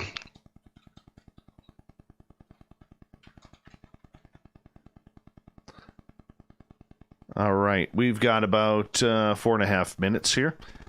Okay. This show's flying by, man. Yeah, it is. It's great. Let's see. I know I could see by the comments in our chat room, our audience is loving this too. Good way to kick things off for the Halloween run here. Yeah. Yep. Yep. I love Halloween. I'm hoping that, we still get, kids out trick-or-treating where they feel safe and, try and get a little bit back to normal on that kind of stuff. So we'll see, though. Oh, yeah. Yeah. Yeah. Since I moved up here, I've had 2 trick-or-treaters. Oh, really? 2. Yeah. Yeah, we all end up going into town where the subdivisions are, go clean out. Those poor people, they get cleaned out every year. Right. That's funny. Yeah, you got to have an area with lots of kids, and that's cool. Yep. Halloween's always been one of my favorites. So, see, I'm more of a Christmas guy. Are you? Yeah, I'm more of a Christmas guy. And I like going out in the forest or to a tree farm and finding the good Christmas tree in the back of the truck and going to set it up, and knowing that I have a 7.5-foot ceiling, 8-foot ceiling, and that I cut a 12-foot tree. So now I gotta take off 4 feet of it. Right. That's what I like. That's what I like. Yep, I love not far from here. You can buy a tag and just go up in the mountains and find one, which is really nice. You got to get up there early because there's a few people that do it. But yeah, I love doing that too. Christmas is definitely up there. So.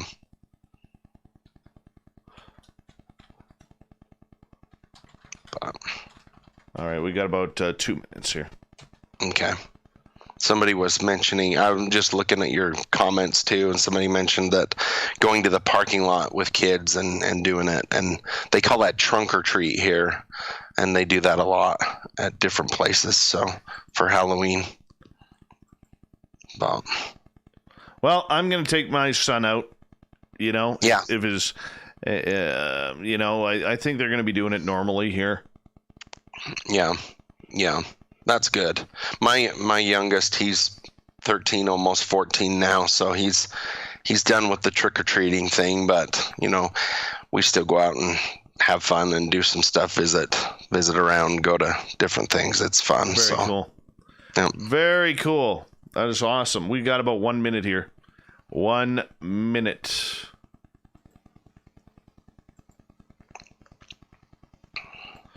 All right, let's go back here.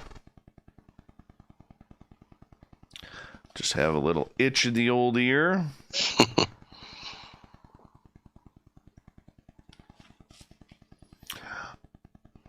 Oh, John, or Bam, I'm exactly like you, man. I am so nitpicky when it comes to my Christmas tree. I got that from my mother. Totally get that from my mother. All right. We want to say thank you to Grendel, Carl, and Cat Chaser for the super chats tonight. We really do appreciate the support. You can support our show on YouTube by hitting subscribe. Give us a thumbs up or down. Trust me, they are important. And go to our website, spacedoutradio.com. You can join the Space Travelers for $5 a month, as well as shop at the SOR Vault. And we'll get to it. Here we go with the show. Securities.org.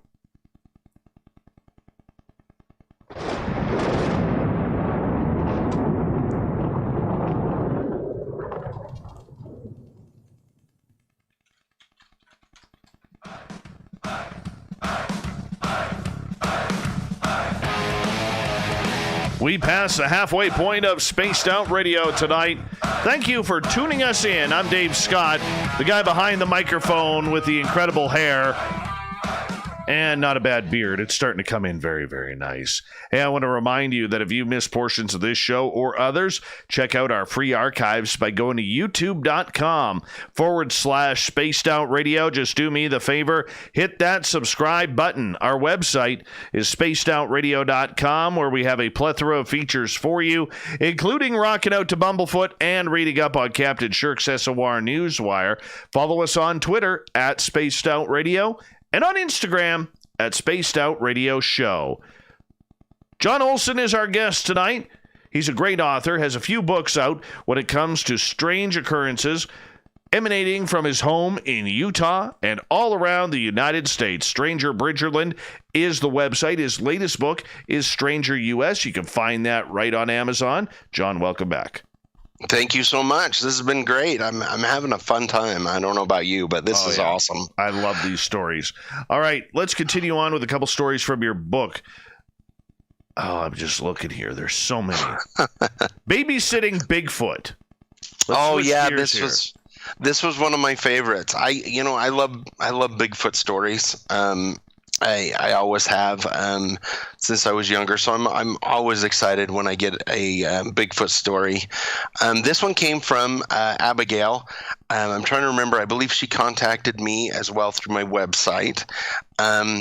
And she grew up in a small town in Wyoming, about 30 miles outside of Jackson Hole, Wyoming, which is in it's just south of Teton National Park and Yellowstone. So you go Yellowstone, Teton, Jackson Hole. So it's right in that area. It's very wilderness, especially back in the 70s and 80s when she lived there growing up. One of the things she did is babysat. She would babysat for some of the people in the community. And one of the families lived, quite a ways out, and right on the edge of the wilderness with mountains and everything right behind their house. And one night she got invited. She was hired to go babysit. They had two boys, I believe, is what they had that lived there, 8 and 9 years old. The husband picked her up, took her up to the house, and they explained everything, got to give the kids food, play with them, send them to bed, and we'll be home around 11 o'clock. And so she did that, did the regular, get the kids ready for bed, let them go play, give them some dinner, and sent them off to bed. And she was just in the front room watching TV, and she heard a noise coming from the front of the house. They had a big porch that was on the front of the house, a big wooden porch, looked towards the west, I believe is what she was saying. And she heard something out there just on the front. And she kind of snuck up and looked out the window, and she doesn't know what to expect. When you're on the edge of the forest like that and you're out in the wilderness, you get bears, you get, deer, you get all kinds of, creatures out there. And standing at the edge of the porch is this great big hairy monster. She said it's just huge. And she's watching it, and it's kind of just got its hand up above it playing with the rain gutter. And so she's kind of frozen. She doesn't know what to do. So she flips off the lights and kind of hides behind the couch. and this creature, this Bigfoot, walked down the porch, and she could hear it every step coming down, and she could, as she's looking behind the couch, she's hiding behind the couch, and she's trying to figure out, what's going on, what do I need to do. The phone is over by the door on the other side towards where the creature is. She doesn't want to move.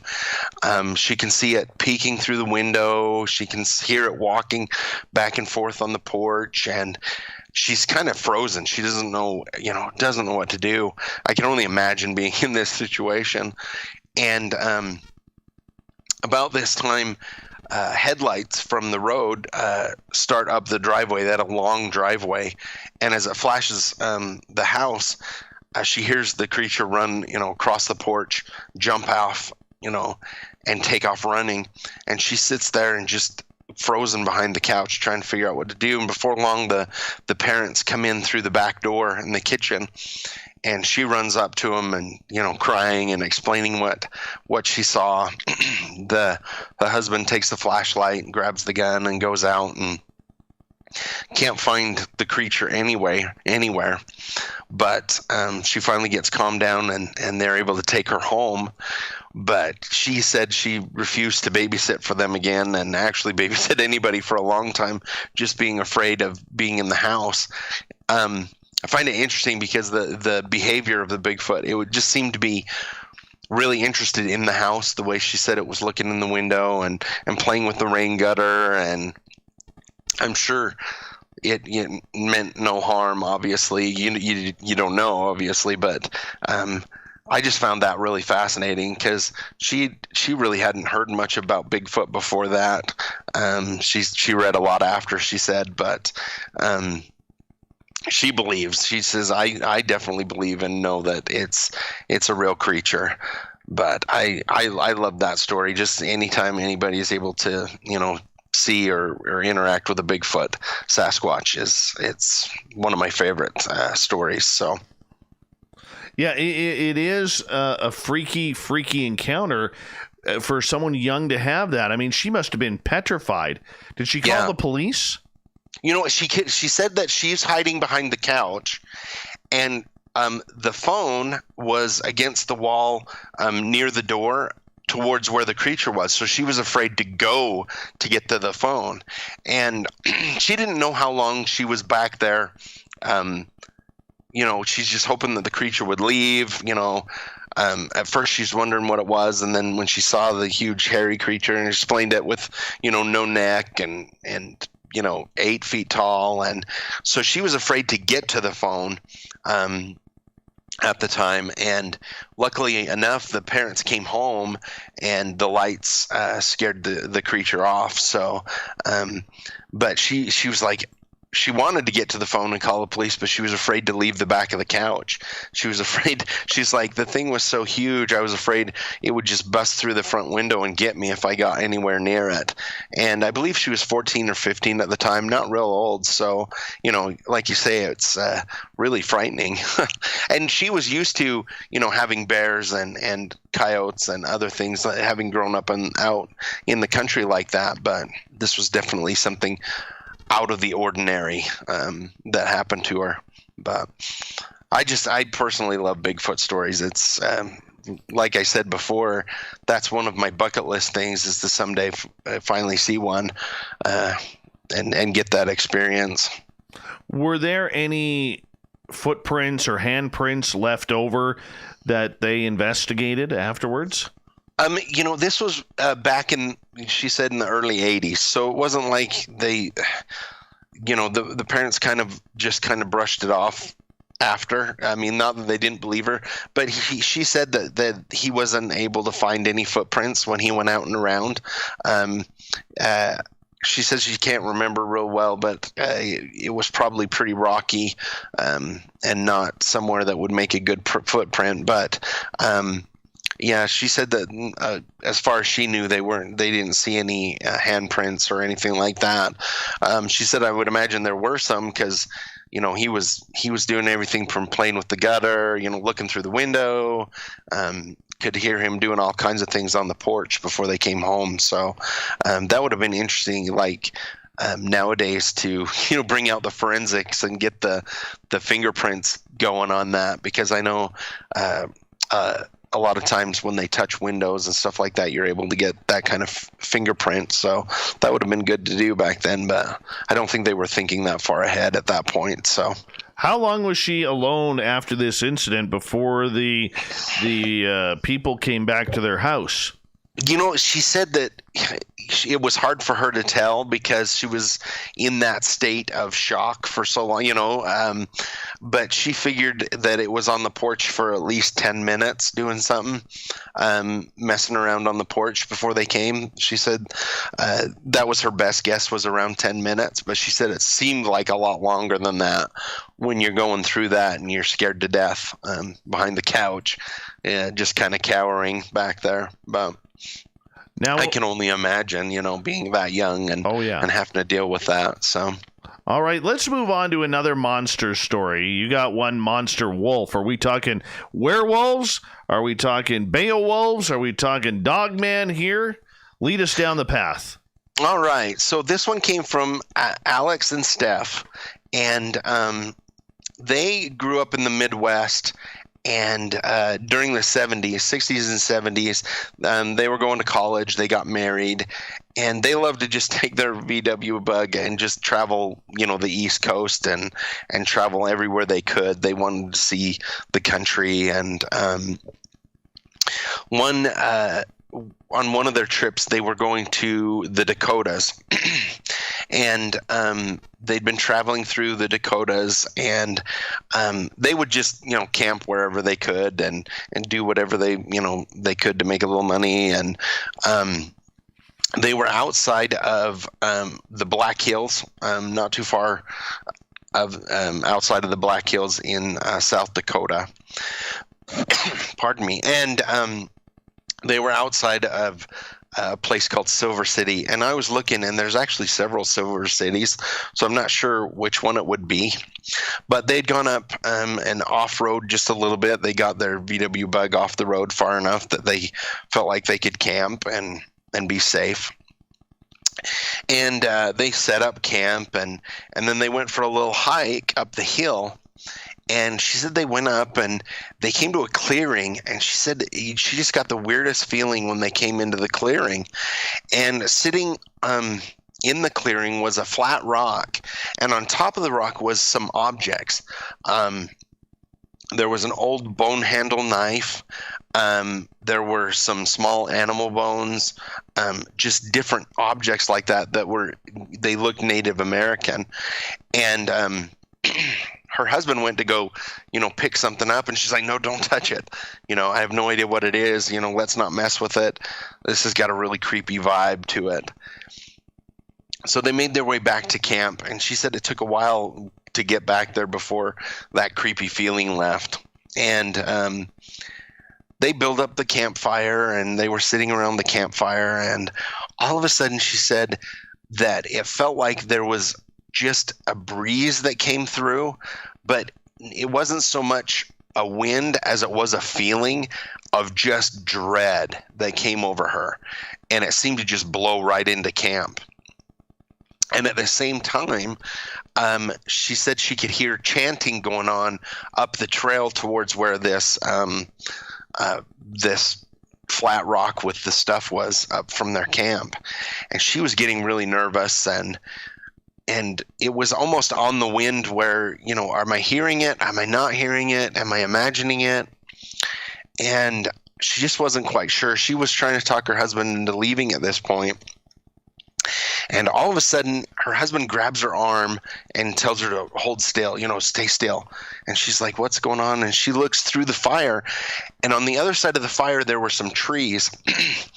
And this wolf had stepped out of the trees into the clearing by the fire. And she said, I've seen, big dogs before. I've heard of big wolves before. This thing was enormous.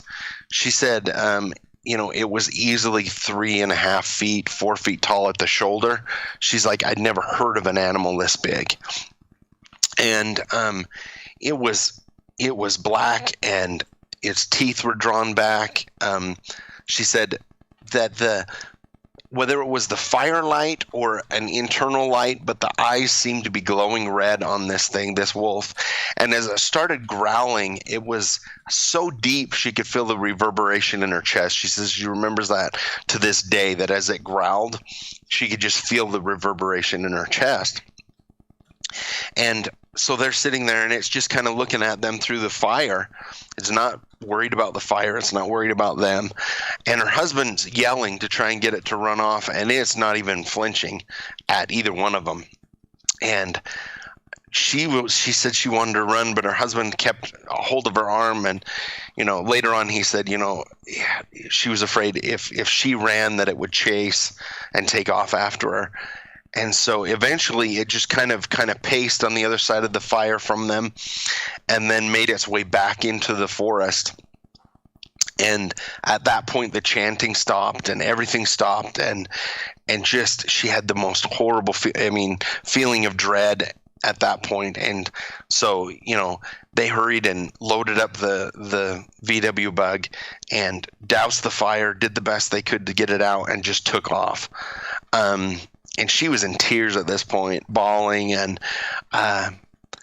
they didn't, to this day, she's like, I don't know what it was, because it sure did look like a physical animal, but it was so big, and the feelings that came with it, and the noise that were coming from the forest, she didn't know if it was, she said she couldn't really tell, or to this day didn't know what it was that she had seen. And I kind of talked to her a little bit about what it could have been, some thoughts I had. And some of them that I thought is it could have been a skinwalker, Native American skinwalker, which can change into different things according to folklore. It can change into a wolf. It's the medicine man that can do that. Or was it, like we talk about the werewolf or the dog man or something of that nature? I gave her some of those options. She seemed, after I talked to her about what a skinwalker is, she kind of leaned that way, just with the spooky feelings that went on with it, and the chanting and the altar that was above with the objects on it. But I look back just to do some research, and at that time, even though it's fairly close to the Canadian border, there were no wolves in the area at all at that time, back in the 70s. So they'd been hunted out of the Dakotas at that time. And even the wolves that had been in the Dakotas were not that big. So I'm definitely thinking it was something along those lines of paranormal for sure. But what? I'm not sure. Were there other known skinwalker sightings in the area? Not that I could find, but I do know that with the Black Hills and the Badlands, they definitely have sightings there that go back a long ways, and that's not too far off. The Badlands in the Dakotas and the Black Hills. The Native Americans believe that the Black Hills are their our sacred land. So it definitely could go along those lines too, with the feeling that they were in an area they weren't supposed to be, whatever it was.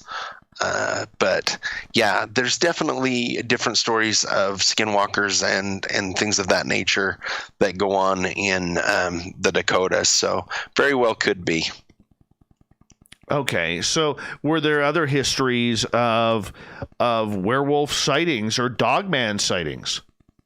If you go further into Wisconsin and Michigan, that seems to be where there's a lot of those sightings, and they kind of almost spider out from there.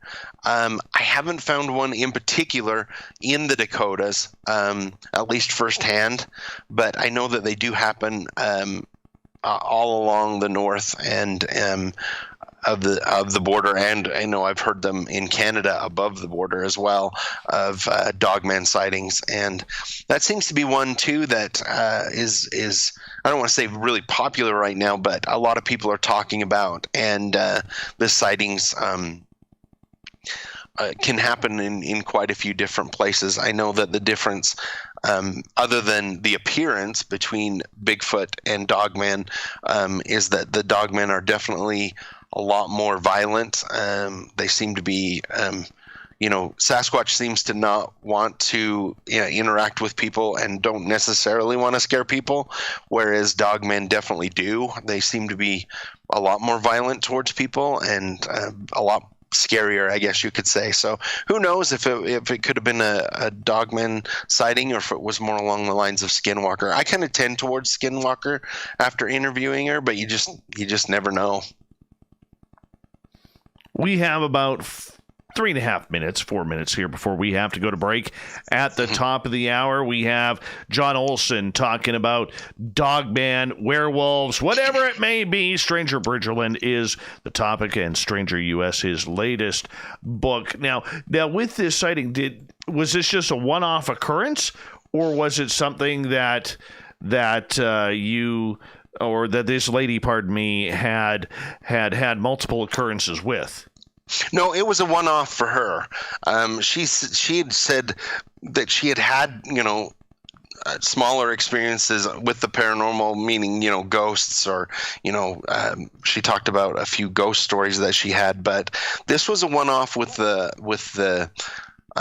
wolf and the Skinwalker. But I have to say that it's not unheard of when it comes to Skinwalkers and when it comes to sightings that the large wolf, large black wolf in particular, seems to be a running theme sometimes with people and having the sightings of that.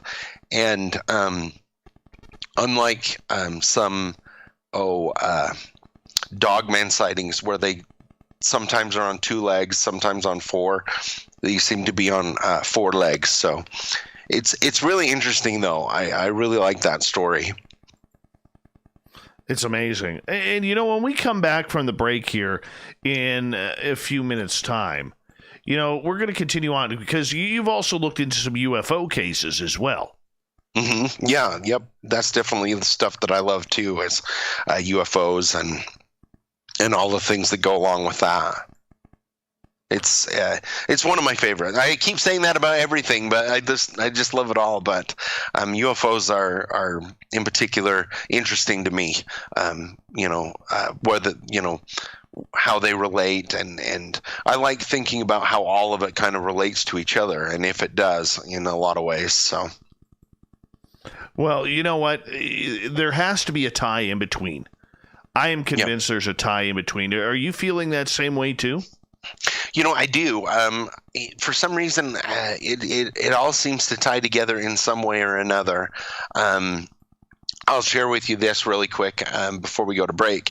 My 14-year-old son, we were talking one day, and he bring up the Matrix theory, that we live in a matrix, and he said, well, if we live in a video game, he says, some of the best video games have what are called Easter eggs, where the designers hide things in there. He says, what if UFOs and Bigfoot are all Easter eggs that we're supposed to find? And I said, that's an interesting thought. I mean, I hadn't thought of that, but maybe those are Easter eggs that have been put in by the designer of this matrix for us to find and to keep us interested in. So, but I find that fascinating that it could all be intertwined somehow.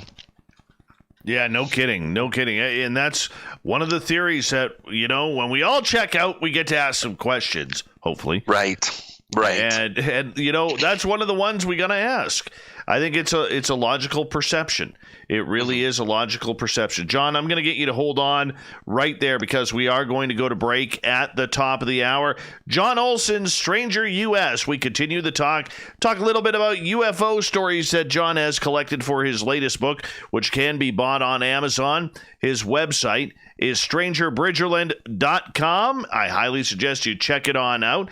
And of course, after we get through with John, we will bring you the SOR Newswire from Captain Shirk, a.k.a. Shirky Poo, and the Thought of the Dave. Stay tuned. More Spaced Out Radio coming up right after this.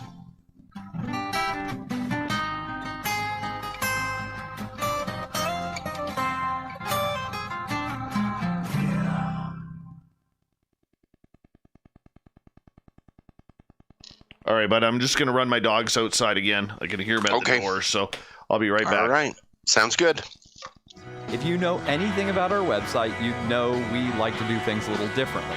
We're not some faceless organization collecting money for a nebulous cause. Our donor dollars go directly toward life-improving items. Then we give those items directly to an underdog who needs it most. To become a donor with Spaced Out Radio's official charity, Chive Charities, just go to chivecharities.org/donate. For the price of 1 cup of coffee a month, you can become an SOR Space Traveler. The Space Travelers Club is a place where you can interact with other listeners, either live during the show or on our great forum. We want your stories, pictures, comments, and ideas. You'll get live video streams, exclusive content, and be a part of our newsletter. Stay in touch with everything SOR. The Space Travelers Club is just $5 a month at spacedoutradio.com. Hello, this is your guitar man, Ron Bumblefoot Thal, and I have to tell you, I love the response I get for Little Brother is Watching from Spaced Out Radio fans. It's amazing how music can inspire and make people think deeper about what's going on in the supernatural world. You can head over to my website, bumblefoot.com, to check out my music, my guitar workshops, my touring, even check out some of the hot sauces that I'm working on. And make sure you keep on listening, because with Spaced Out Radio, you know Little Brother is watching. Hi there, this is the paranormal lawyer Michael W. Hall. I'd like to invite you to listen in each Sunday night, where we're going to open up your eyes to everything strange and paranormal. I will be hosting some great guests with topics that affect us all, such as UFOs, ghosts, and everything paranormal. Let's learn together on Spaced Out Radio Sunday with myself, Michael W. Hall, the paranormal lawyer at spacedoutradio.com. We're adding to the entertainment online for Spaced Out Radio. I'm Amber Beckrud, and I want to invite you to subscribe to our YouTube channel and check out Cryptid Tales, where I will take you on a journey into some of the strangest legends and lore from around the world, relaying the stories to you of the strange creatures and experiences that people have had throughout time. You can find Cryptid Tales at youtube.com/Spaced Out Radio. And while you're there, don't forget to check out our free archives and leave a comment. See you there.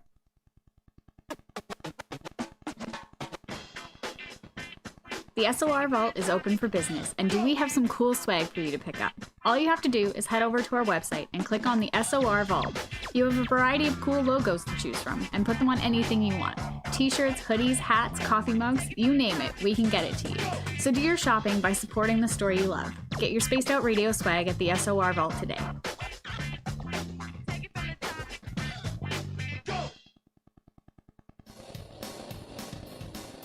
We all know on Spaced Out Radio we love a good beard and mustache, so why not take care of your facial hair with Mighty Moose Beard Oil? Made in Canada, we're taking care of beards and stashes around the world. We use 100% natural ingredients with our oils and balms to make your whiskers feel silky smooth. Use promo code SOR2019 at mightymoosebeard.com today.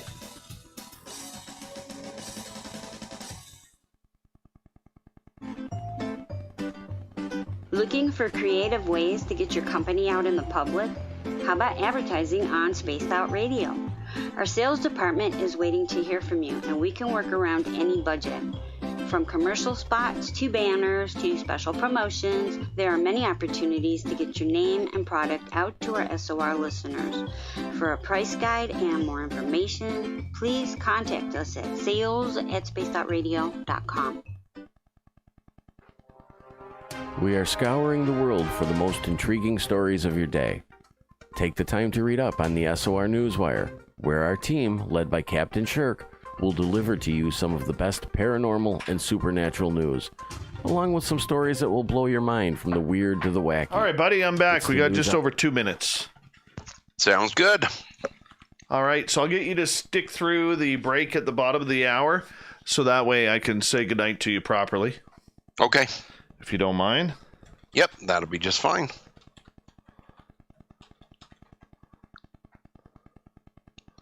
All right. Oh, who donated? Kyle Evans. Thank you for the $4.99 super chat, man. Really appreciate that. Thank you. And thank you to Grendel and Carl, Human Carl, and Cat Chaser for the super chats earlier as well. That really means a lot to what we do here on Spaced Out Radio. I really do appreciate that, man. Thank you so much. It's awesome. It's humbling. Humbling.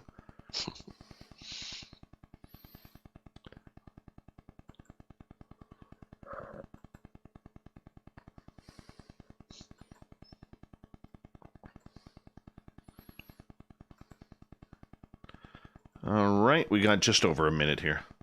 All right, sounds good.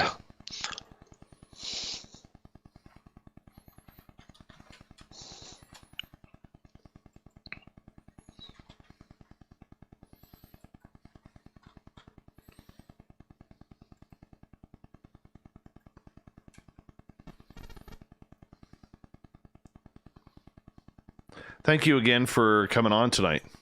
Oh, well, thanks for having me. I appreciate it.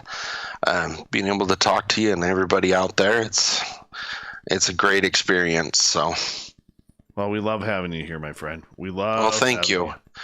Thank you. And I will definitely, when my next book comes out, I will get a hold of you. So, absolutely. Absolutely. Once again, a great way to support what we do on this show is the Super Chat and doing a little shopping at the SOR Vault. Hit the subscribe button on our YouTube channel and give us a thumbs up if you don't mind. We really do appreciate that. Here we go with the third hour, everyone.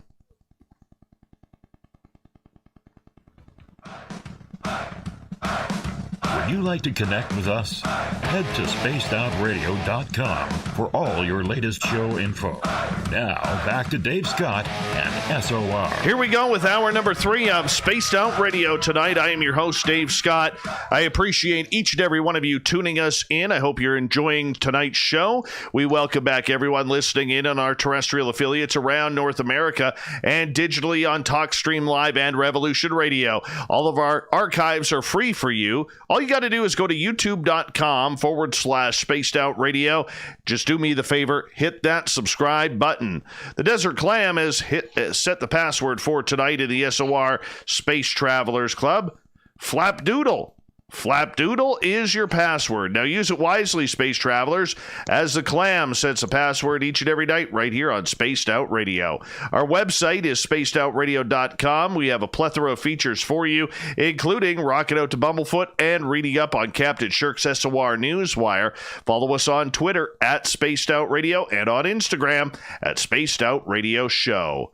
For the final time tonight, we introduce John Olsen. He is an author out of Utah with a great series of books called Stranger Bridgerland. His latest is Stranger US, which can be found on Amazon for sale right now. His website, strangerbridgerland.com, if you want to check it out. Now, John, I want to get into some UFO stories here because you have some interesting ones that really make people scratch their heads. Talk about the UFOs over Wyoming.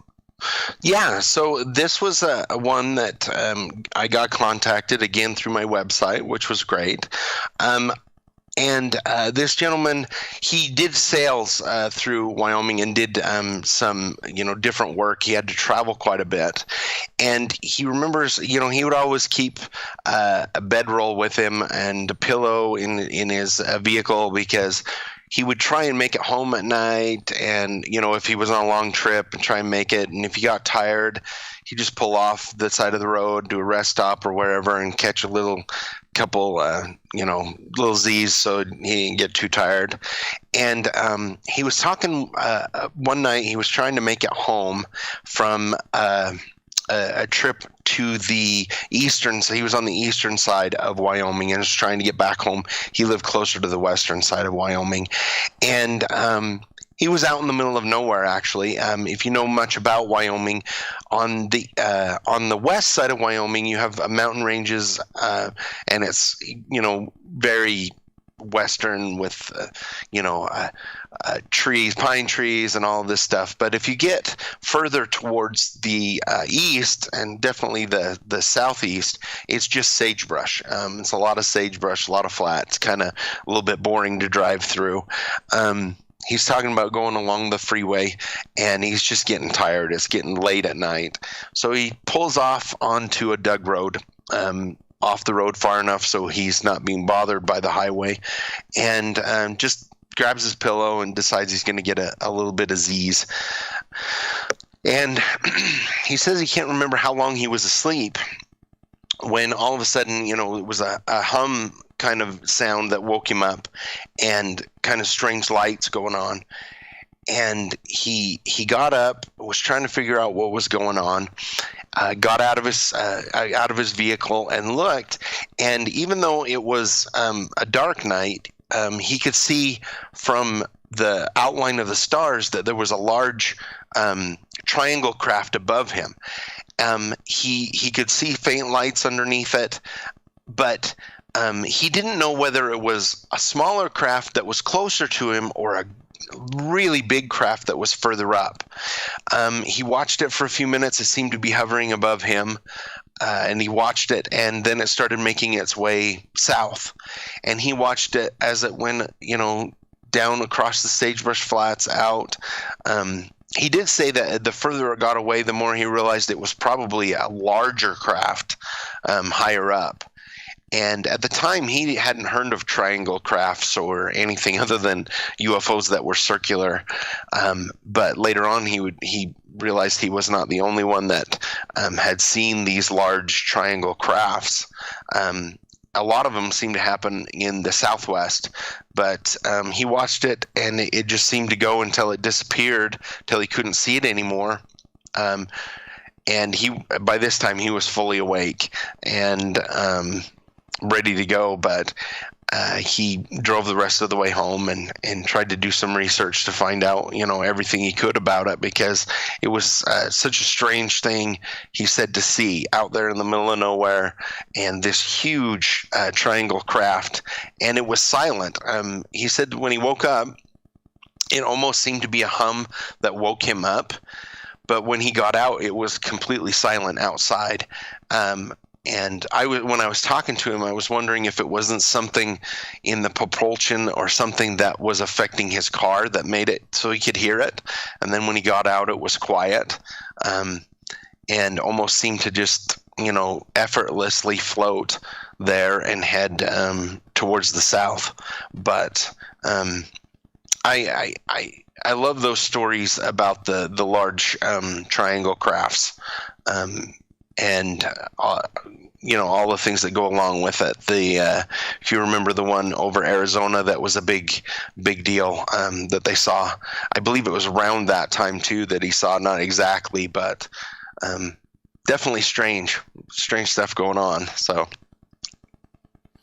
All right, let's continue on. I want to get a few more stories in here before we have to say goodnight to you. What about this Followed? You got a chapter called Followed. That's a little weird. Yeah. So now, in my other books, I've talked a lot about the black-eyed kids. I've interviewed a lot of people who have had experiences with the black-eyed kids. And at first, when I started interviewing this gentleman about his story, him and his wife's story, his name is John, and I didn't attribute it to the black-eyed phenomenon at first, but the more he talked about it and the more he got into his story, I almost think that it's interconnected somehow. But I'll explain what happened, and we can talk about that. Him and his wife lived in Boise, and they love to go hiking. They love to be up in the mountains, and they planned a trip to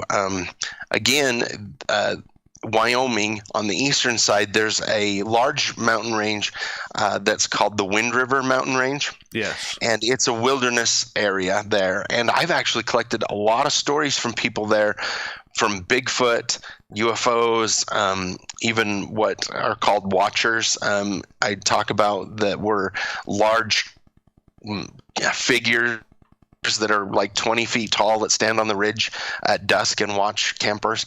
And so I'm very aware of the Wind River Range and the strange going-ons there. But they decided to go on a hike there. You have to plan your trip. They only let so many people in so that you can have an experience where there's not a lot of people around. And So they started out on their hike, and everything seemed to be normal. They were going to go about 50 miles in to camp, and they got in about 10 miles, and they just started getting this weird feeling that they were being watched, which is not unusual when you go in the mountains. Sometimes that happens. But after a while, he noticed to his left in the tree line that there was some movement. He would catch movement in the tree line along with this creepy feeling. And he kind of, let his wife know, there's something in the trees, it might be just deer or something, but, we'll keep an eye on it. And they kept hiking. And after they got up a little bit further, down off the trail and towards where the movement was, there was a gentleman standing there just between the trees. And he seemed to be almost in old style. He said that it looked like Amish clothes is how he explained it. Large black brimmed hat, white shirt, really out of place for being up in the mountains. And he calls out to the guy. And the guy just stands there. He can't see a lot of the features. And so he starts walking towards the guy because he wants to know what's going on. And before he gets to the guy turns and walks into the trees and disappears. He goes over there, can't find the guy, can't see where it's going on, where he went. Can't really find any tracks. So he goes back to his wife, and they keep going along the trail. And she's getting nervous at this time, and he is. And sure enough, another figure shows up again in the tree line. And again, before they can get to him, they walk back into the tree line and disappear. And it wasn't like an apparition. It was a solid person. It was a person, but it didn't make any sense to them. And they were trying to decide, do we go back? Do we keep going? And the husband, John's like, let's keep going. When we get up to the next, there was a lake that right above where they were, and he says, you get up there's not very many trees, so there's no way anybody can follow us without us seeing them. So they hike up and get to the little lake, and sure enough, they can't see anybody. The creepy feeling goes away. And so they continue on. Well, they get to the campsite later in the evening, and everything's fine. They enjoy their night with fire and dinner and everything. And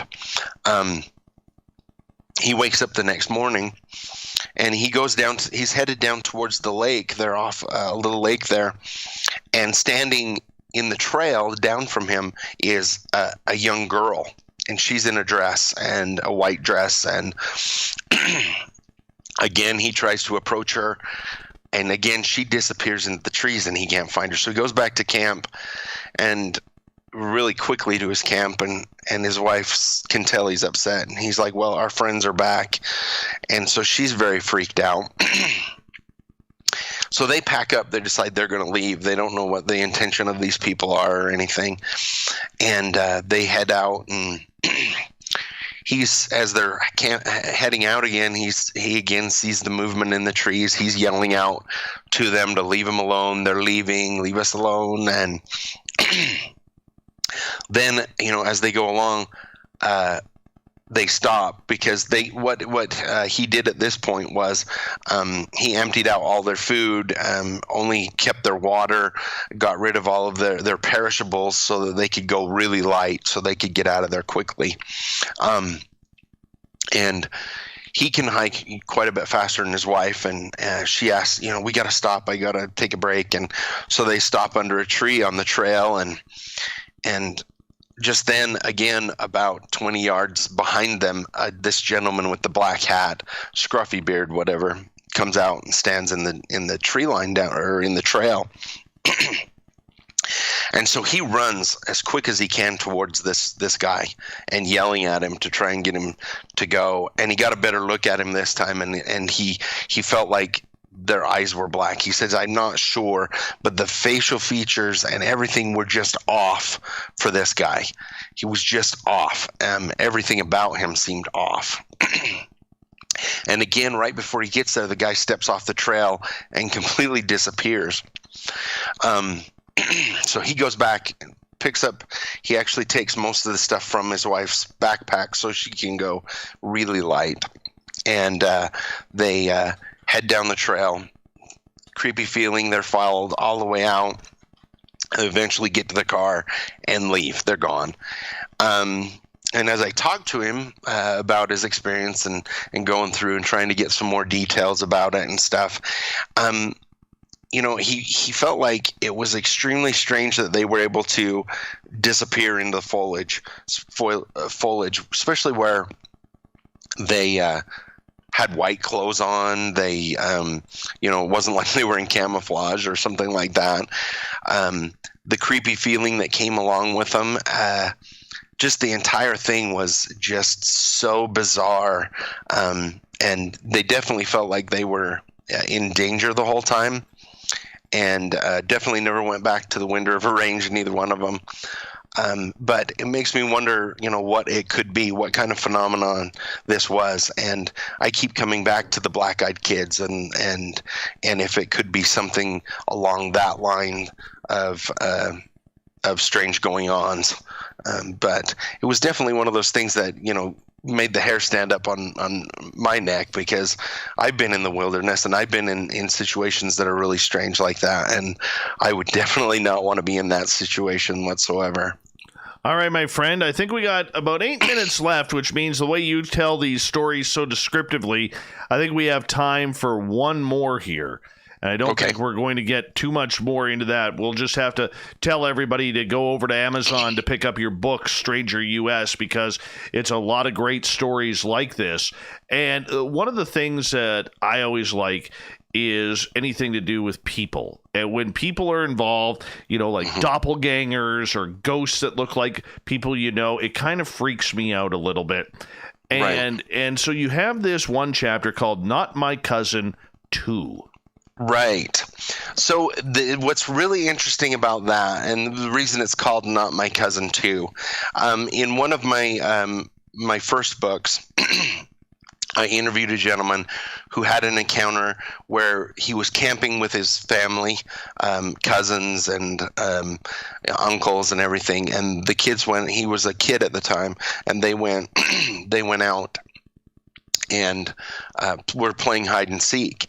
And out of nowhere, his cousin that he was very close to, appeared on the trail. They weren't supposed to leave, the little area that they were in, but his cousin showed up and kept trying to get him to follow him up the trail. He didn't speak to him, but he kept motioning for him, and he would go up to where he was, and he would be further up the trail, and before long, he's way up this mountain. Well, he decides this is not where I'm supposed to be. I don't know what my cousin's problem is. And he runs back to camp. And when he gets there, he finds out that his cousin was actually there the whole time. He never left camp. Well, when I told that story on a radio show at one point, I had actually had about 3 different people contact me who said, I've had almost that exact same situation happened to me, where a cousin that I was close to, something was mimicking my cousin, trying to get me to go somewhere that I wasn't supposed to go. So this was one that I decided to add to my new book. And I'm trying to remember her name. I'm trying to find her name exactly. But she lived in California, in Northern California, in a not a small town, but a smaller town in Northern California. And she lived with her grandmother, and she was really good friends with her cousin, which was a couple years older than her, and they were both in high school. And her cousin usually came and visited on the weekends. Well, this was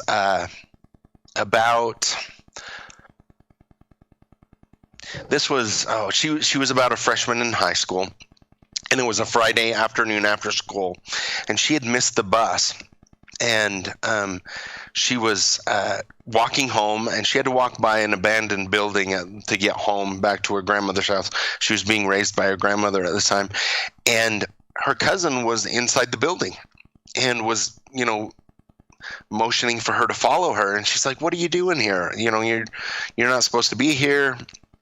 And so she went into the abandoned building, and then her cousin was at the end of the hallway motioning for her to follow her. And she's really nervous, but she goes to the end of the hallway, and then her cousin's not there. And her cousin is on the second floor. She could see up to the second floor, and her cousin's telling her, she's got a creepy smile, and she's telling her, motioning her to follow her up to the second level. And at this point, she was mad. She's like, we're not supposed to be here. I'm not following you. And so she takes off out of the building. She gets a really creepy feeling the further in she gets, and she doesn't know why her cousin's trying to draw her off and into this building that she knows she's not supposed to be in. Well, she runs home and gets to the front door, and her cousin is sitting at the table having a bowl of cereal, and she's like, what's the matter with you? How did you get home before me? And she's like, what are you talking about? And she's like, you were just at the building down the street trying to get me to go in the building. And, and she's like, I've been there the whole time. And her grandma walks in about this time, and she's like, what's going on? And this girl is in tears telling the story about her cousin is trying to draw her into the building. And she's like, your cousin has been here for the last half an hour. She hasn't moved. I've been sitting here with her. So it's interesting because, when she heard me tell the story originally, the other story, she said she just got, this shocked feeling because she thought she was all alone and nobody else had an experience like this. And so it was very relieving to her that she wasn't alone. But again, she thinks about, man, what would have happened if I'd have kept following her? And that's the same kind of feeling that the first boy in the first story had was, what would have happened to me if I would have kept following my cousin up the canyon? Or it wasn't my cousin, whatever it was that was trying to draw me away, and why was it trying to draw me away? But again, I love when people come to me and say, I heard your story, and it's exactly like what happened to me. I want to tell you what happened to me, and they don't feel alone, which is kind of nice. But again, you wonder, is there anybody out there that did follow them too far and they're not able to tell their story because of that? Well, that's something that is very interesting because, I mean, when you grab a story like that and you got people appearing, reappearing, looking like people whom you actually know in your life, I mean, it makes things, it's like our conversation you and I had a little bit earlier where, you hear these voices that are emanating out of your home, like you were having at your home, and it sounded like your dad. Yep. I mean, that's just a little creepy paranormal game that these ghosts or these spirits or whomever is playing on us. It's creepy. Mm-hmm. It is, yeah. And if you go back into the old folklore with the Fae and stuff like that, they're known to mimic people as well. And the stories, according to, Northern European stories, they're trying to draw you into kidnap you or take you away to their fairyland or whatever it is. And so, kids are warned about following friends or anybody into the forest. So you just wonder if it's all connected like that. And again, what happened to somebody if they followed them too far? It kind of creeps you out for sure. Absolutely. My friend, we only have about 1 minute left with you tonight, and I want to say thank you so much for coming back on Spaced Out Radio again. It's always a pleasure to have you here. Tell our listeners where they can find your books. Yeah, so you can find them on Kindle or softback on Amazon. You can look them up. All 4 books are on there. My first book, which was Stranger Bridgerland, is now available on Audible. And the other books will be available within the next month or so on Audible as well. So if you're one of those that like to listen to the stories, you can find them on Audible. So that's exciting, man. That's exciting. Good for you. Good for you, and continued success in your writing about the paranormal. I think you're one of the good ones out there, and the way you speak so eloquently on the radio, for those who are reading you, I'm sure it will be just the same. Thank you so much, John, for attending tonight's show. Thank you for having me. It's been a lot of fun. I really appreciate it. All right, coming up next on Spaced Out Radio, we are going to get into the SOR Newswire as Shirky Poo has us all loaded up with some great stories for tonight. And, of course, we will end the night with the thought of the Dave. Stay tuned. Hour 3 of Spaced Out Radio continues with the final half hour right after this.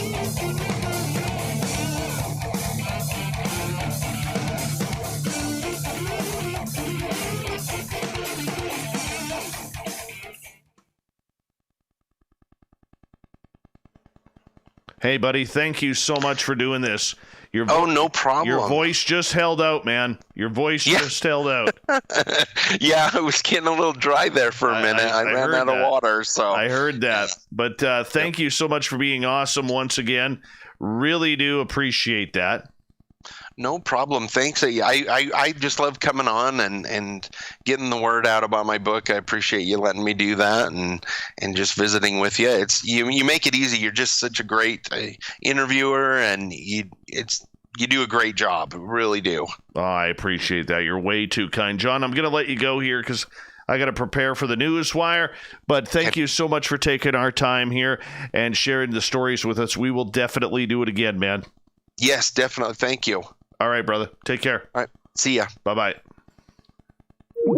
Great guest. Fantastic guest. Once again, another home run by Corrence, the booking guy.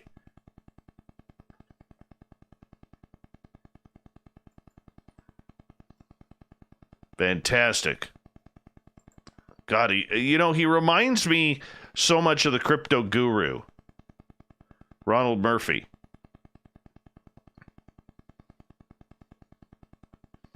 All right, let's see.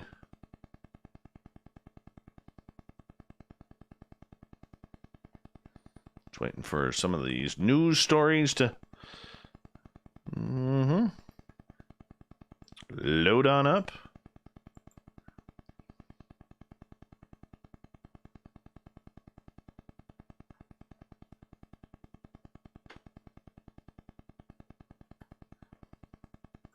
Oh, we're definitely leading with this one. Oh, Shirky Poo got us a good one. Shirky Poo got us a good one this month. Or tonight to start off. Way to go, Shirky Poo.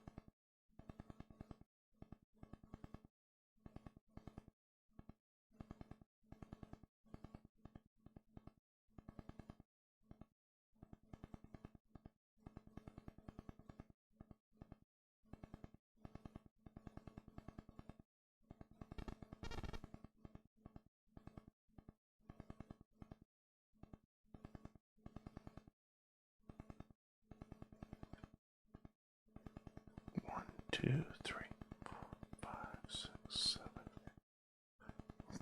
We got 9. That's good. We're good. Hey, Roy. How you doing, buddy? Hope you're having a good night, man. Hi, Brian Smith. Welcome. Look at the chat room go. You guys, I can't even keep up. What inspired me to start Spaced Out Radio? Blame a guy named Johnny Enoch, who came over to my house, forced me or convinced me to skip out on front row tickets to Slash with Miles Kennedy and the Conspirators, and came over for a beer and made me basically said, you got a lot of stories, you got the journalism background, you got the radio background, you should be doing this. And that's how it all began. October 2nd, 2014, November 30th, 2014, we went to air. All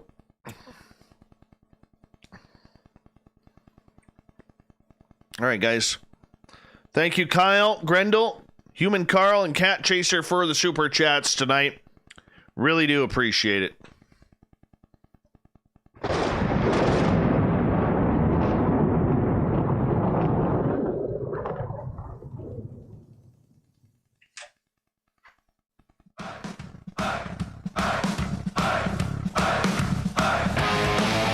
We rounded third. We're heading for home tonight on Spaced Out Radio.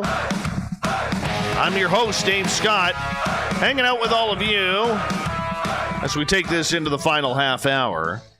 Want to remind you that if you missed most of this show or others, check out our free archives by going to youtube.com/Spaced Out Radio. Just do me the favor, hit that subscribe button. Our website is spacedoutradio.com, where we have a plethora of features for you, including rocking out to Bumblefoot and reading up on Captain Shirk's SOR Newswire. Follow us on Twitter at Spaced Out Radio and on Instagram at Spaced Out Radio Show. Speaking of the news, let's get to this, shall we? Let's do this thing. Captain, are you ready?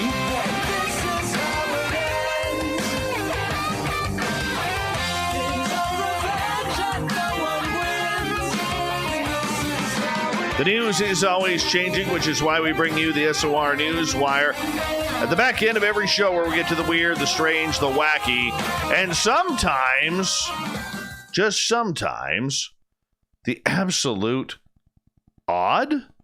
A man in Ohio has been arrested after he crashed his vehicle along a highway, prompting authorities to discover that he wasn't alone in the car, that he was traveling with a passenger who was already dead. How does this happen? John Poland crashed his gray Honda Accord along Interstate 470 in Belmont County, Ohio. Ohio State Highway Patrol Trooper Bryce Neheiser stated, troopers located the vehicle after it traveled off the right side of the highway, struck an exit sign, then overturned. Problem was, David Allen Saunders, who was ejected from the vehicle in the crash. You see, he had died as a result. That was the driver. Okay. Hold on. Did I read that wrong? No. The body of David Allen Saunders wasn't even seatbelted in. No, he was ejected. Yeah, initially it was assumed the 36-year-old Saunders from St. Clairsville, Ohio, had died as a result of the crash, but nope. He'd been dead for several hours. Why is this guy driving around with a dead body in the passenger seat? This is such a Florida move. During an investigation of the crash, it was determined by the Belmont County coroner that a passenger who was ejected from the vehicle was deceased prior to the crash occurring. No cause of death has yet been released for Saunders. Matt Arbenz, the chief of the St. Clairsville Police Department, states that an official cause of death will not be released until an autopsy is complete by the end of the week. But he said the indications and information thus far are pointing to an overdose. Saunders had been, okay, here it is. So basically, they got high, probably on fentanyl or heroin. Maybe cocaine if they had a few bucks in the bank. All right. Saunders ODs. His buddy is like, what do I do? I'm tripping. Causes an accident. Saunders goes flying out the window because buddy there didn't even have the courtesy to put him in a seatbelt. So here we go. We're processing the investigation, and it's already been obtained information that he may have been deceased at the apartment owned by Mr. Pollan. Our officers were on standby at the apartment waiting for a search warrant to be signed when we were informed of the crash on 470. Pollan was taken to a hospital for injuries sustained in the crash. He was then taken into custody on an arrest warrant. This is a bad dude. He knew. He is also facing charges, including offenses against a human corpse. No kidding. Yeah, Arbin says that the additional charges for Pollan will be determined by the prosecutor's office after the autopsy is complete. That's a bad trip. If there is any way we could ever positively describe a bad trip, it's that one. A French military plane scared the heck out of people in Paris when it broke the sound barrier and startled Parisians after it was scrambled to aid two commercial aircraft who had lost radio contact. Players at the French Open Grand Slam tennis tournament paused play in astonishment. People in Paris have been on edge following last week's knife attack, deemed a terrorist act by authorities. This time, French police hastened to urge residents fearful of an explosion not to call emergency services.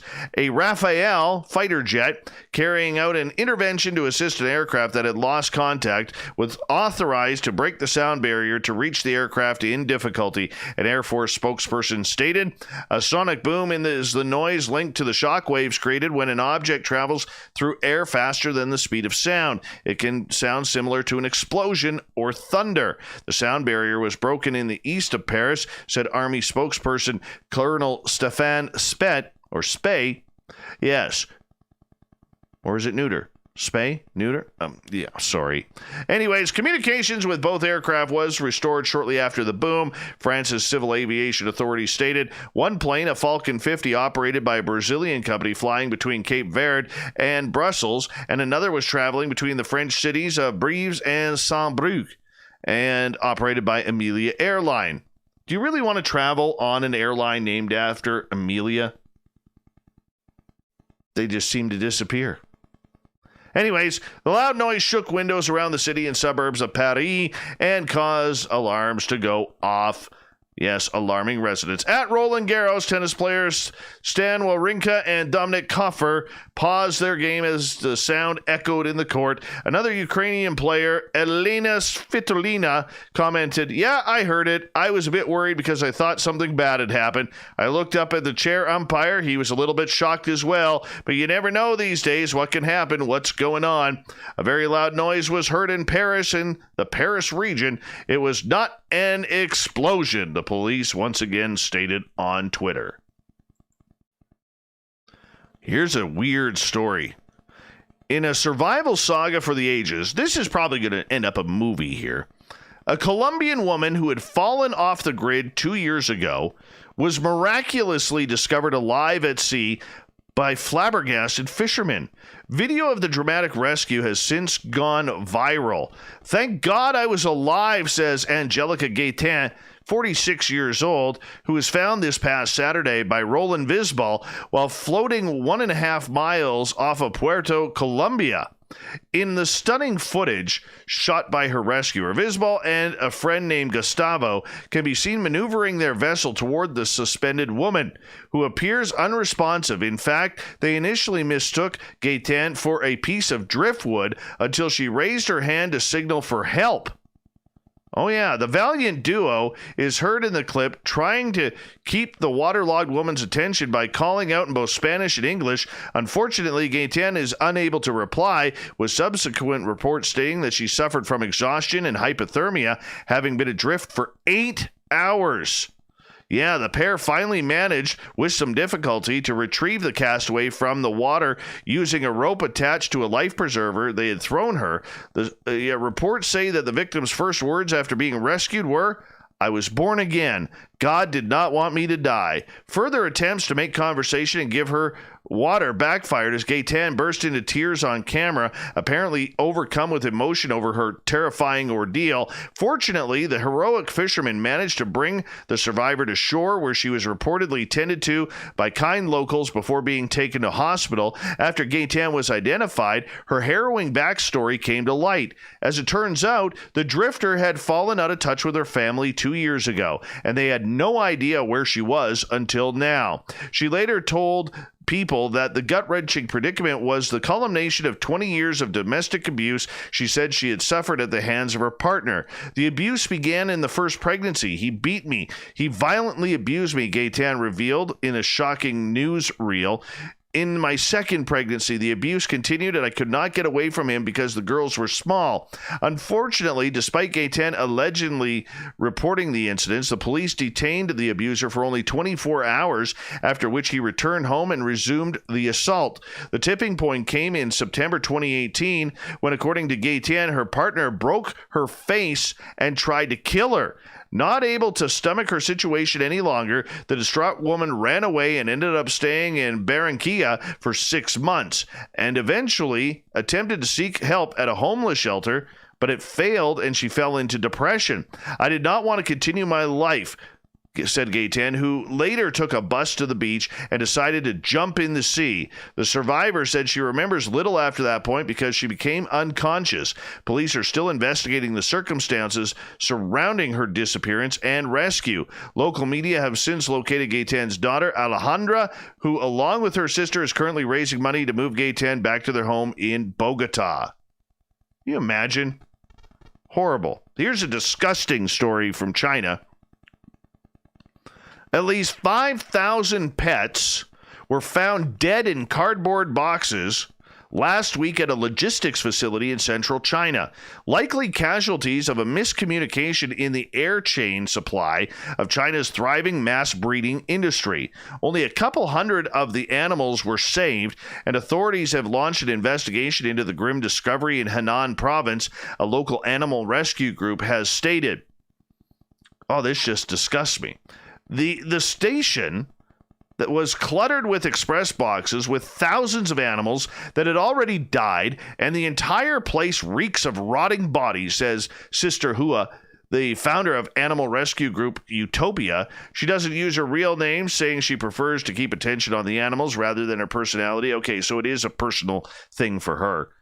It was like a living hell, she stated. The animals included rabbits, guinea pigs, cats, and dogs, all held in plastic or metal cages, wrapped in cardboard boxes with breathing holes. They had been left in the boxes without food or water for about a week before they were discovered. Oh, that's just gross. It was obviously they died of suffocation, dehydration, and starvation. Chinese law prohibits the shipping of live animals in normal packaging, Hua says. It was likely the animals were bought online as pets, but left stranded at the logistics depot because of the delayed collection, as the logistics company involved may have refused to sign off on a shipment, violating transport laws. Miscommunication inside the shipping company and the inconsistency of the implementation of shipping regulations directly led to this tragedy. Of course, both buyers and sellers bear the responsibility too, Hua says. The shipping company, Yunda, has stated that it was not aware of the incident, but that its staff had confirmed that they had allowed live animals to be transported in boxes with holes, according to the statement. Hua and her 20 fellow volunteers managed to rescue 200 rabbits, 50 dogs and cats from the scene. Many were adopted on site, and the severely ill animals were sent to veterinary clinics. Local authorities arranged for the thousands of dead animals to be collected, disinfected, and buried. After the rescue operation, Hua and her charity heard about another batch of animals being transported to the nearby village of Dameng. After 13 hours of further rescue operations, the group was able to save about 1,000 more animals, mostly rabbits, but that was only about half of the total number found at the second site, and the rest had died as well. What's wrong over there? Animal abuse is horrible. Horrible over there. Here's an interesting one. Illegal gaming operations, including one held in a lavish $9 million, 20,000 square foot Markham, Ontario mansion, prospered after the province has shut down legal casinos because of COVID-19, police have stated. It opened up an opportunity for these more extravagant locations, Superintendent Mike Slack has said in front of a newly built stone residence in DeCourcy Court near Warden Avenue in, Ontario. His comments came after police announced they have arrested a husband and wife for allegedly running a multi-million-dollar gambling operation.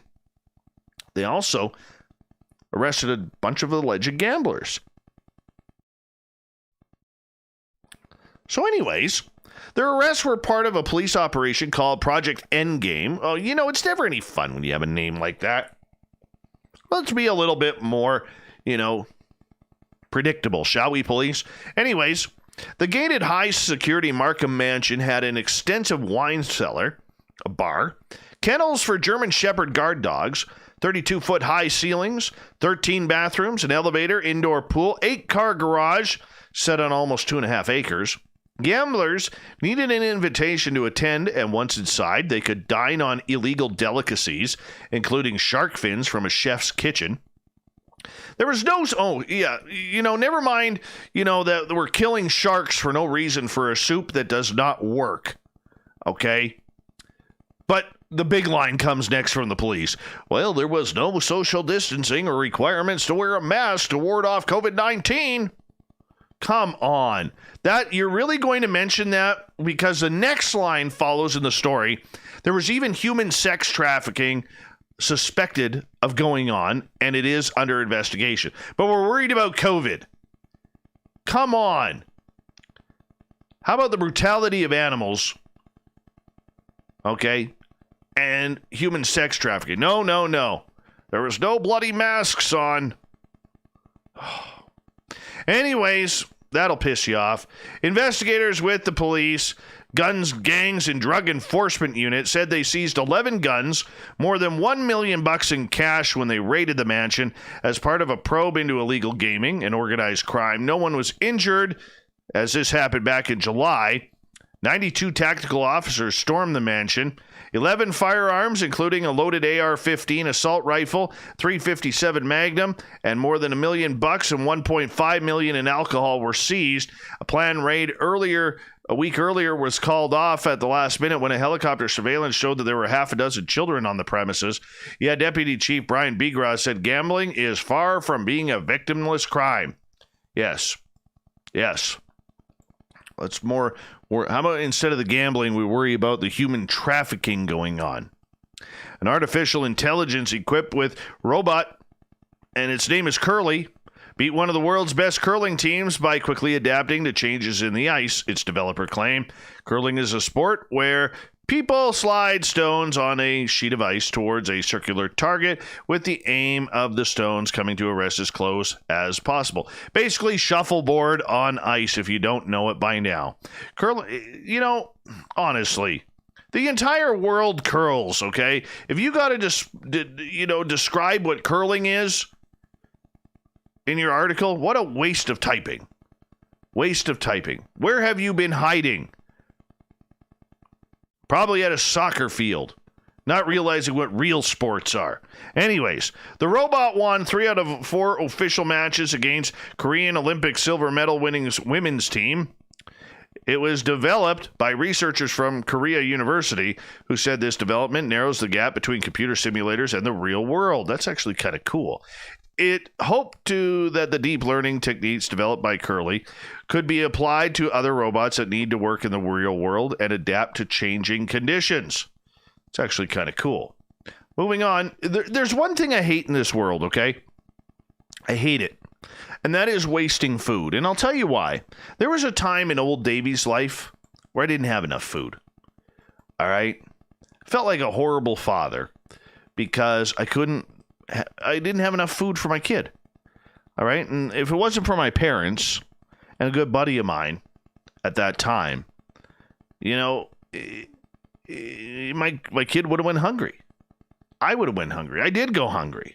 So when people waste food in the name of art or anything else, I get a little jaded by this, okay? I do. Mystery of nearly 32 tons of carrots dumped onto a street of the campus of a London university was revealed to be an art installation by a student. Londoners took to social media with photos and questions about the giant pile of carrots dumped by a truck onto a road through the University of London campuses. The school revealed the pile of carrots is an art installation by Rafael Perez Evans, an art student at Goldsmiths. A spokesperson for the college said the exhibit, titled Grounding, is part of the Master of Fine Arts degree show, which runs October 2nd to 6th. Raphael has arranged for the carrots to be removed at the end of the exhibition and donated to animals. Well, that's okay. Evans said in a YouTube post that the installation is designed to raise awareness of food waste stemming from the devaluing of crops. Dude, you don't waste food in order to bring attention to wasting food. You're not an artist. You're a jerk for wasting food. Great, they're going to the animals. All right. And yes, everybody else wastes food as well. Okay. But this is just out of line, out of sorts, totally out of sorts. Not happy with that. Gets me a little cranky.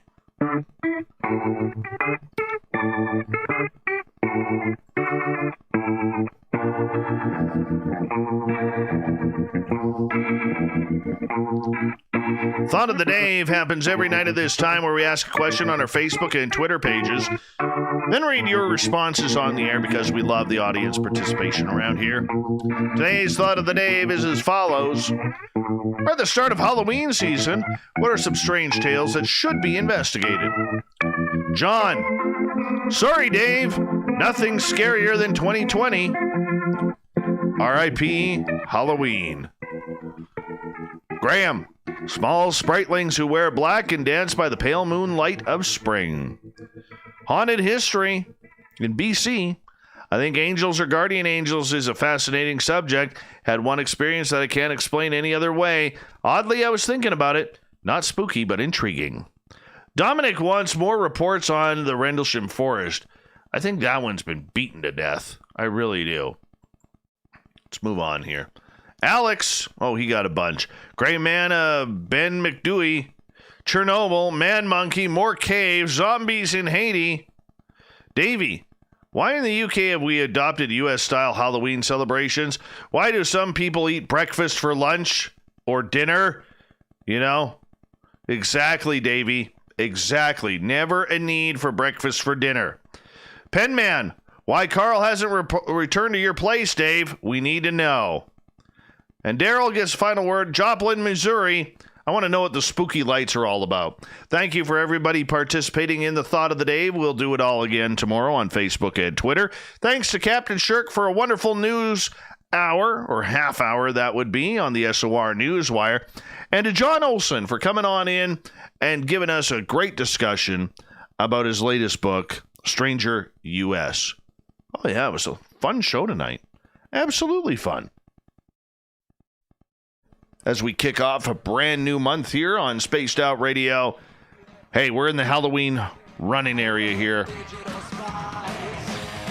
Have you picked your costume yet? I have not. Who knows what I will be. We got Mr. Ron Bumblefoot Thaw rocking in the background with Little Brother is watching. Bumblefoot is the official music of Spaced Out Radio, rocking us in and out of every single show. Get your horns up for the guitar god himself. Special thanks to everybody listening in at home, at work, in your cars, wherever you may be.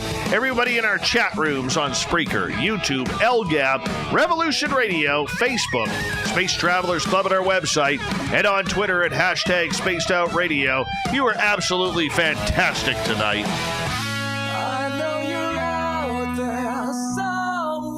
Remember, this show is copyright by Spaced Out Radio and SOR Media Ventures Limited. Thank you so much for choosing to share your evening with us, because together, my friends, say it with me, we're watching. We own the night. Mr. Bumblefoot, we need a favor.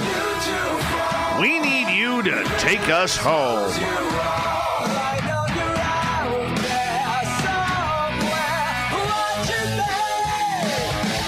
Yes, the Woo Train has docked for the night.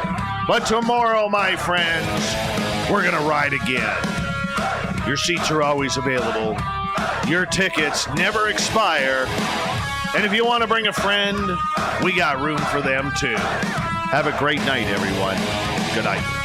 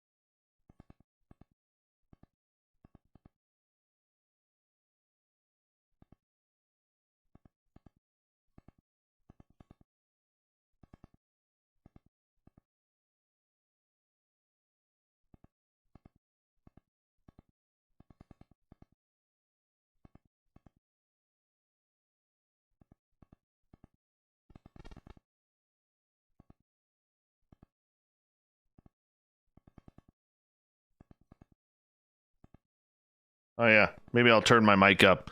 Great show. I'll be right back. I'll be right back. I'll be right back. I'll be right back.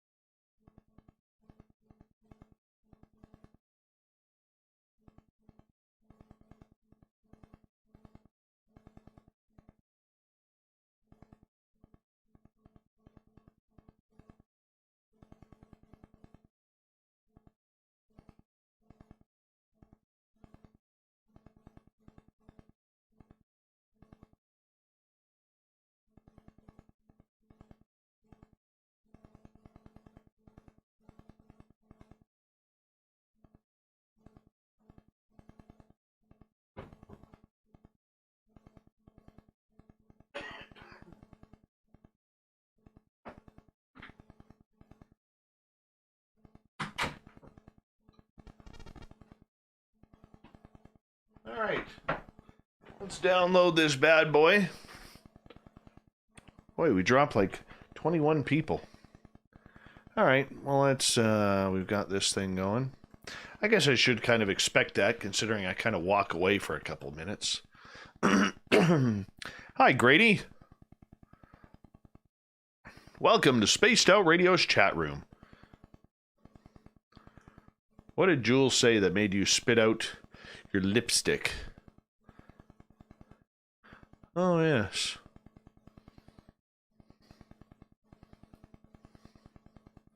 Oh, you said goodnight. There you go.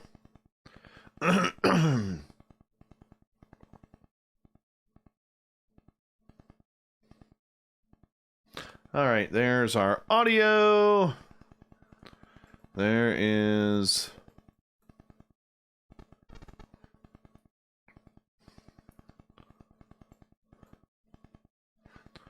that.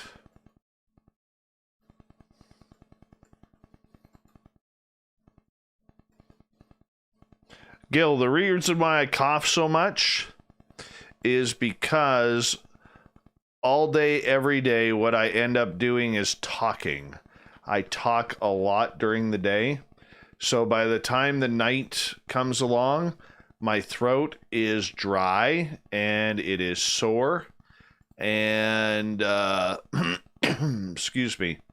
And, my voice doesn't want to talk anymore.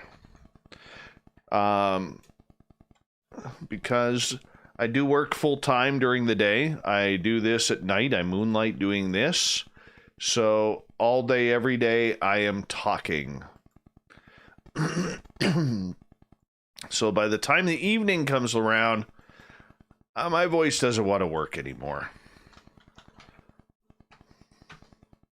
Now, there's a couple ways I could fix that.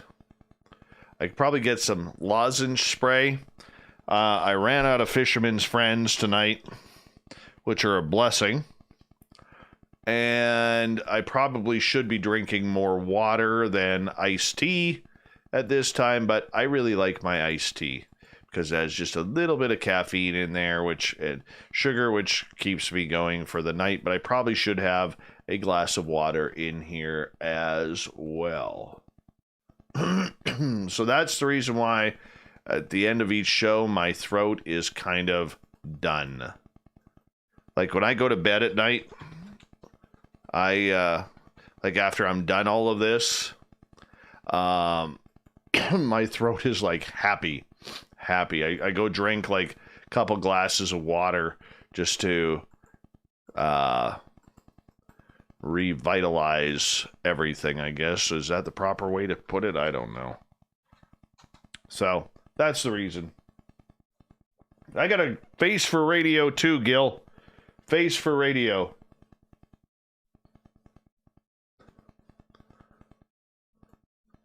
We're glad you're here, though, Gil. Thank you so much for coming on in, man. Really do appreciate that. I appreciate all of you. It's kind of cool that, like, a bunch of you will, like, stick around after the show just to kind of shoot the shit and, you know, hang out. I actually really enjoy that. That's probably the most impressive thing.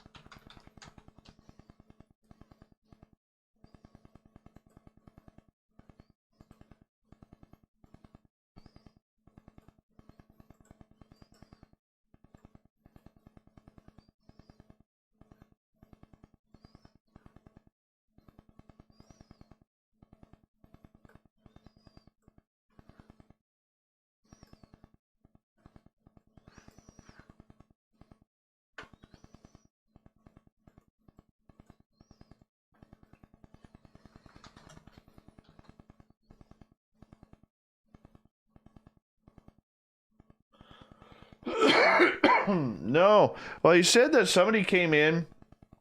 So for people wondering, the other night, my my entire internet went down for like 5 minutes, and I couldn't shut the show down properly. So I guess it just kept running and running, and the chat room kept opening. I guess somebody donated like $20 on a super chat. I wasn't even there because I couldn't get back on. But no, it was, I don't know how long you guys were going for. I think the stream went for like 8 hours or something like that. It was ridiculous.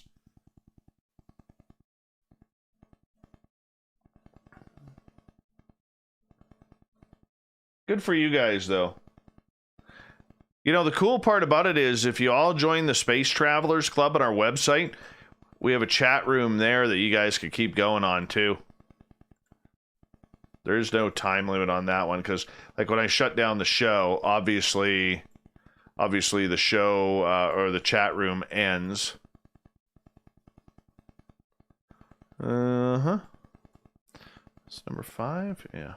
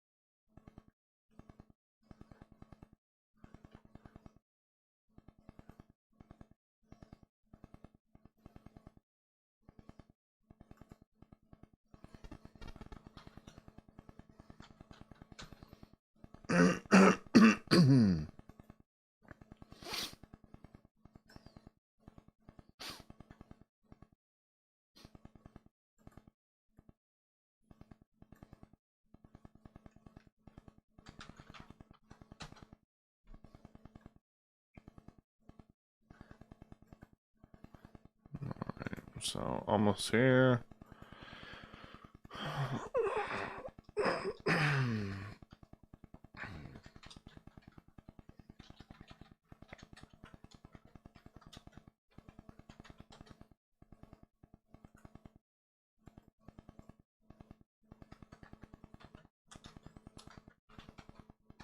Who wants to come chop firewood with old Davey tomorrow? Gonna cut down some trees tomorrow night, or tomorrow day in the morning.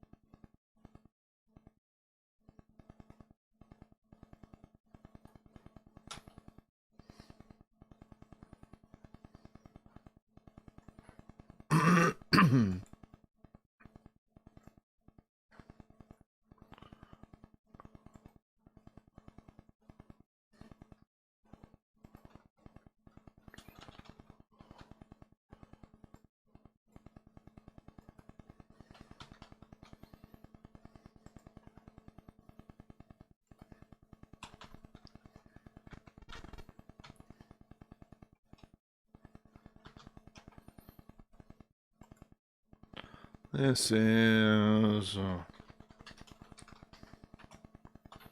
okay, that's set.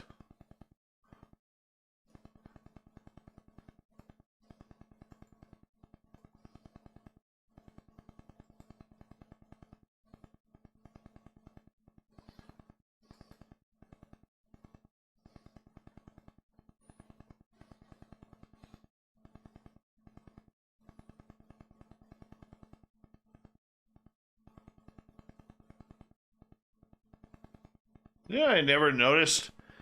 It's this dent in my forehead right here. I never really knew how profound that was.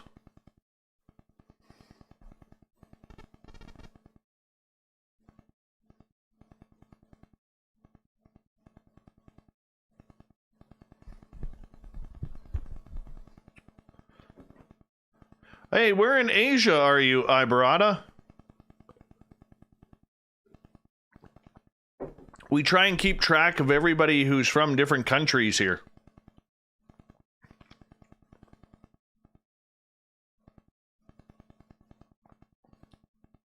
Oh, it's almost Vicks season. Old Davy will be smelling like Vicks in here in no time.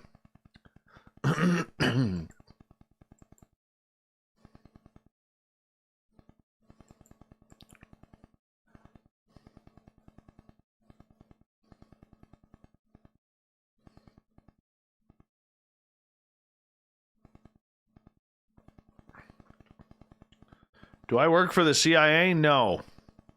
Oh, Ibarata's in Singapore. Wonderful. I don't think we've had anybody from Singapore in our chat room. Who's keeping track of this? There was somebody keeping track. That is awesome, dude. Thank you so much.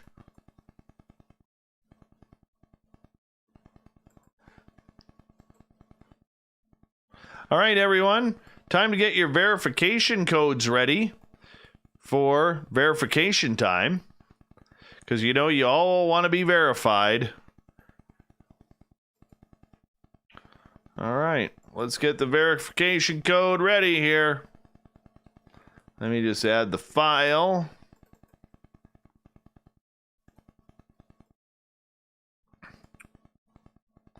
All right, your verification code is 150877. 150877. Verify wisely, space travelers.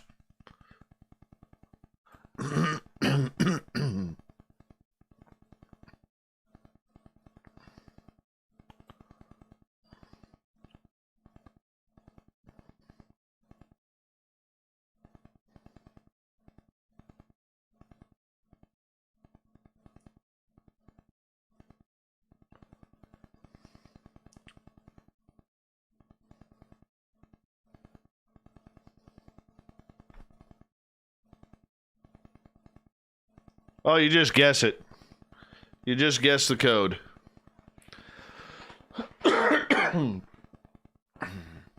Good job, Gil. The verification code is, I have, every time I send the show out to the radio stations, I do it through a format called WeTransfer. And for me to send the emails or the show off, it sends this verification code to my email. And so it's always a 6-digit code that's always changing. So we play the verification code game just to see if any of you could actually guess it. So much like the password, it actually means nothing.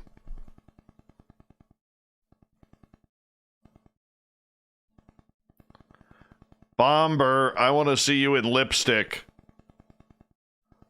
I want to see Bomber in lipstick. I've seen Teresa in lipstick.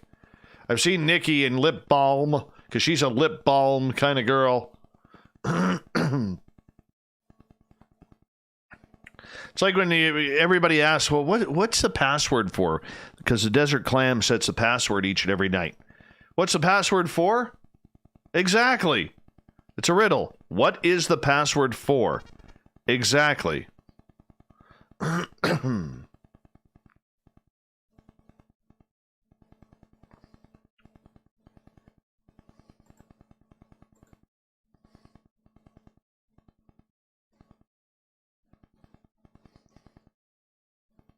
Yeah, the password that we do each and every night on the show is for absolutely nothing. Bomber, you send me a kiss on paper. I am so throwing it up in the studio here. I will pin it.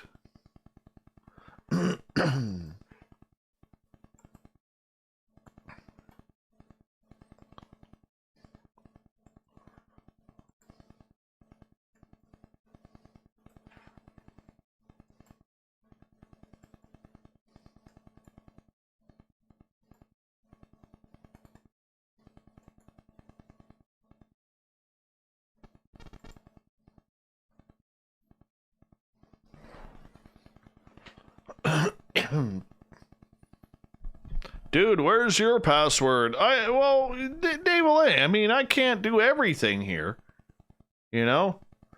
But if you need a password, your password is Mason Jar. Yep, I'm going to put it up in the studio. If Bomber throws some lipstick and sends me some lips, don't even know who they are. Male, female. I think Bomber's female. I'm pretty sure. Pretty sure. Who's on first? Who?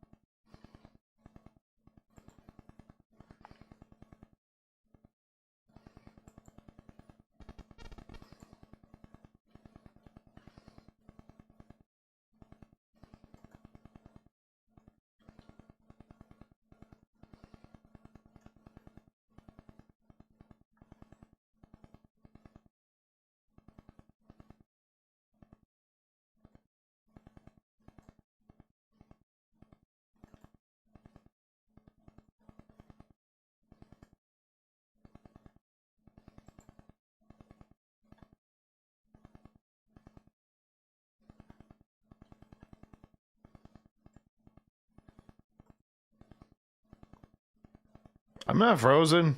I'm just going through, making sure I close everything off. Yeah, so there. See, I moved. See, I moved. See, I moved.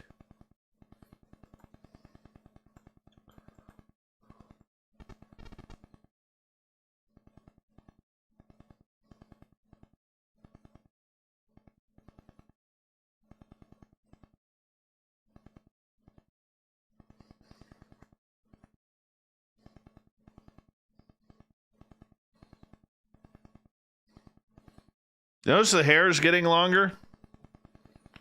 The hair is getting long again.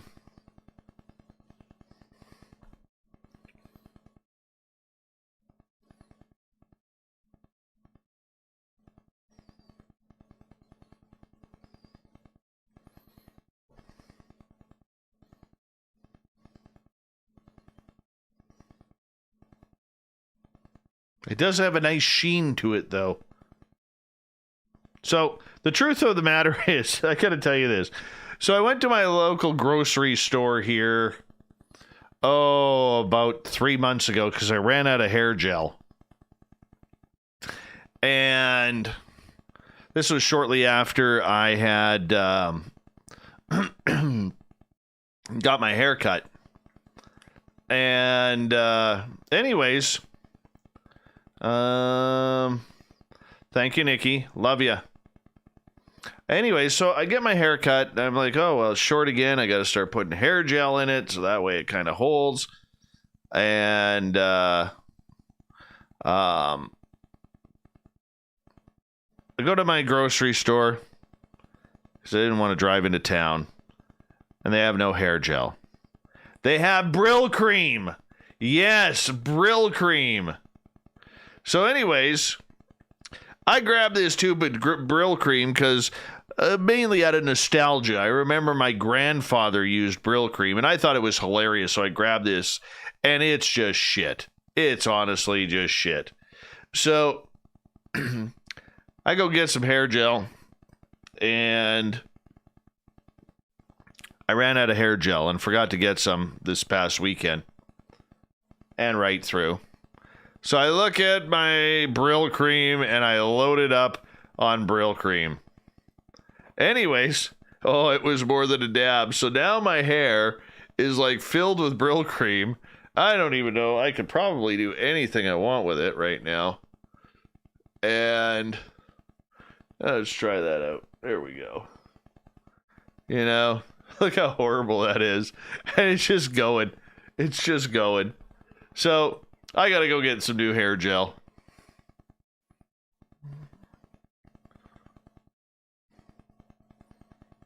That's the Brill Cream story. Jenna A wanted to know about the dent in my head. When I was a kid, I think about 12 years old, was playing baseball during lunchtime, and a kid swung a bat as the bell rang, We got up and we went to get in, and he swung the bat and nailed me right in the eyeball right here. So that's the dent in my head. Yeah, Dave is going to grow out the hair again.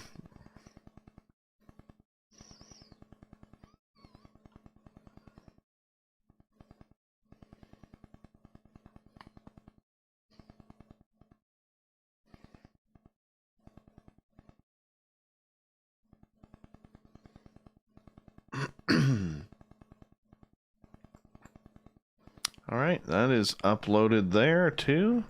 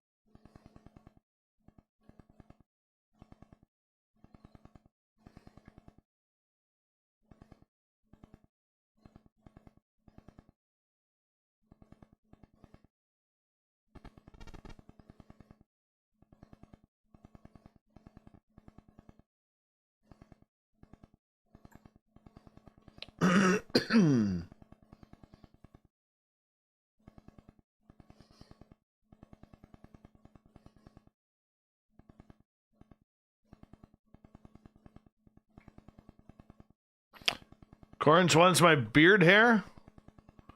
I haven't sent my beard hair yet. I was supposed to send it to Grandma Rose, and I keep forgetting.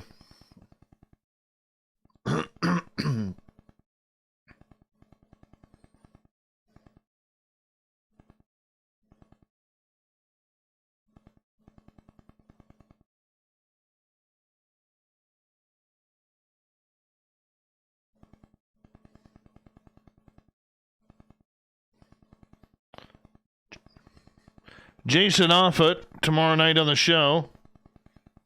Jason Offutt,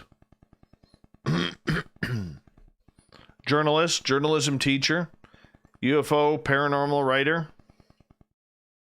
Gonna be a lot of fun.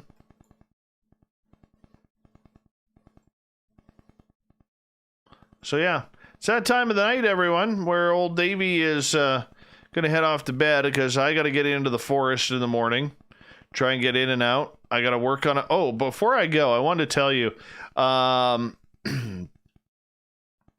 we're likely going to be changing up our store here on our website very soon.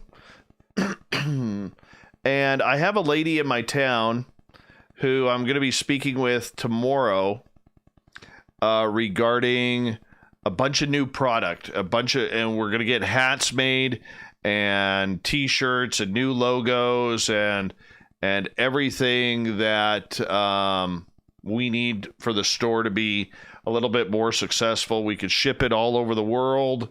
All right. And it's kind of cool to make it happen. And one of the things that I'm thinking of doing here is if we could get this going, I got to get it going fast because I want to make sure that we get it done before Christmas shopping starts. And yes, I hate saying Christmas shopping before Remembrance Day or in the U.S. Veterans Day. Okay, but I want to try and get it done, everything before then. And that way we're going to come out with some like really cool, fun shirts. And I got some great ideas up here that I'm going to be working with this lady with. And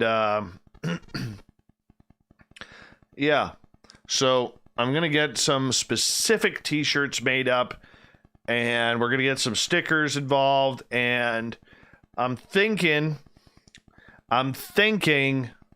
that one of the things we may offer come Christmas time is an SOR care package. All right. So we're thinking about that. And if we could get the new store up in time and everything works out, we're going to be doing like Christmas SOR care packages for you. And you just place your order, what you want in your care package, and we get it to you.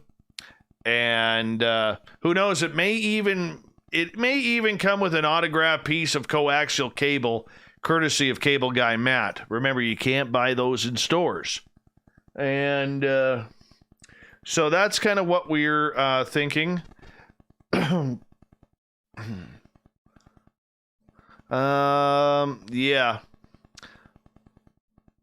We'll have lots of different colors, and we'll brighten things up. Glow in the dark. I want to do something really nice with the We Own the Night.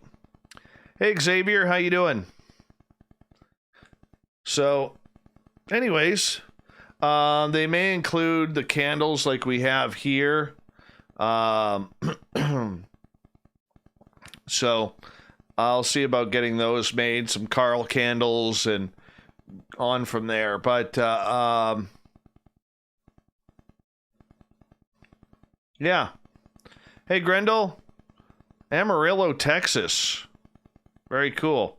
Home of the former Rattlers of the Southern Professional Hockey League.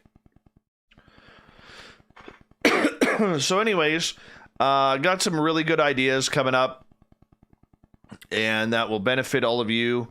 And, gonna figure something out. And are you doing more of those posters? Yes, the posters will be online as well.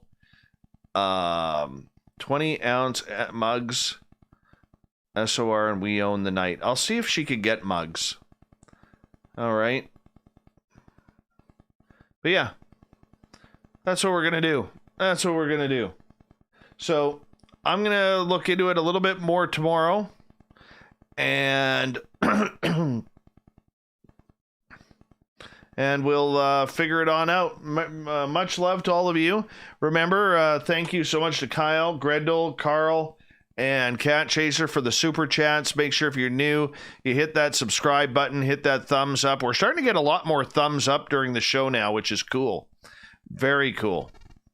So thank you so much, everyone. I really do appreciate it. Make sure you're following us on Twitter at Spaced Out Radio and on Instagram at Spaced Out Radio Show. Every time you support that by hitting that like or following us on social media, it helps. It really does. So thank you. My voice is done. So I'll talk to you guys tomorrow night. Take care.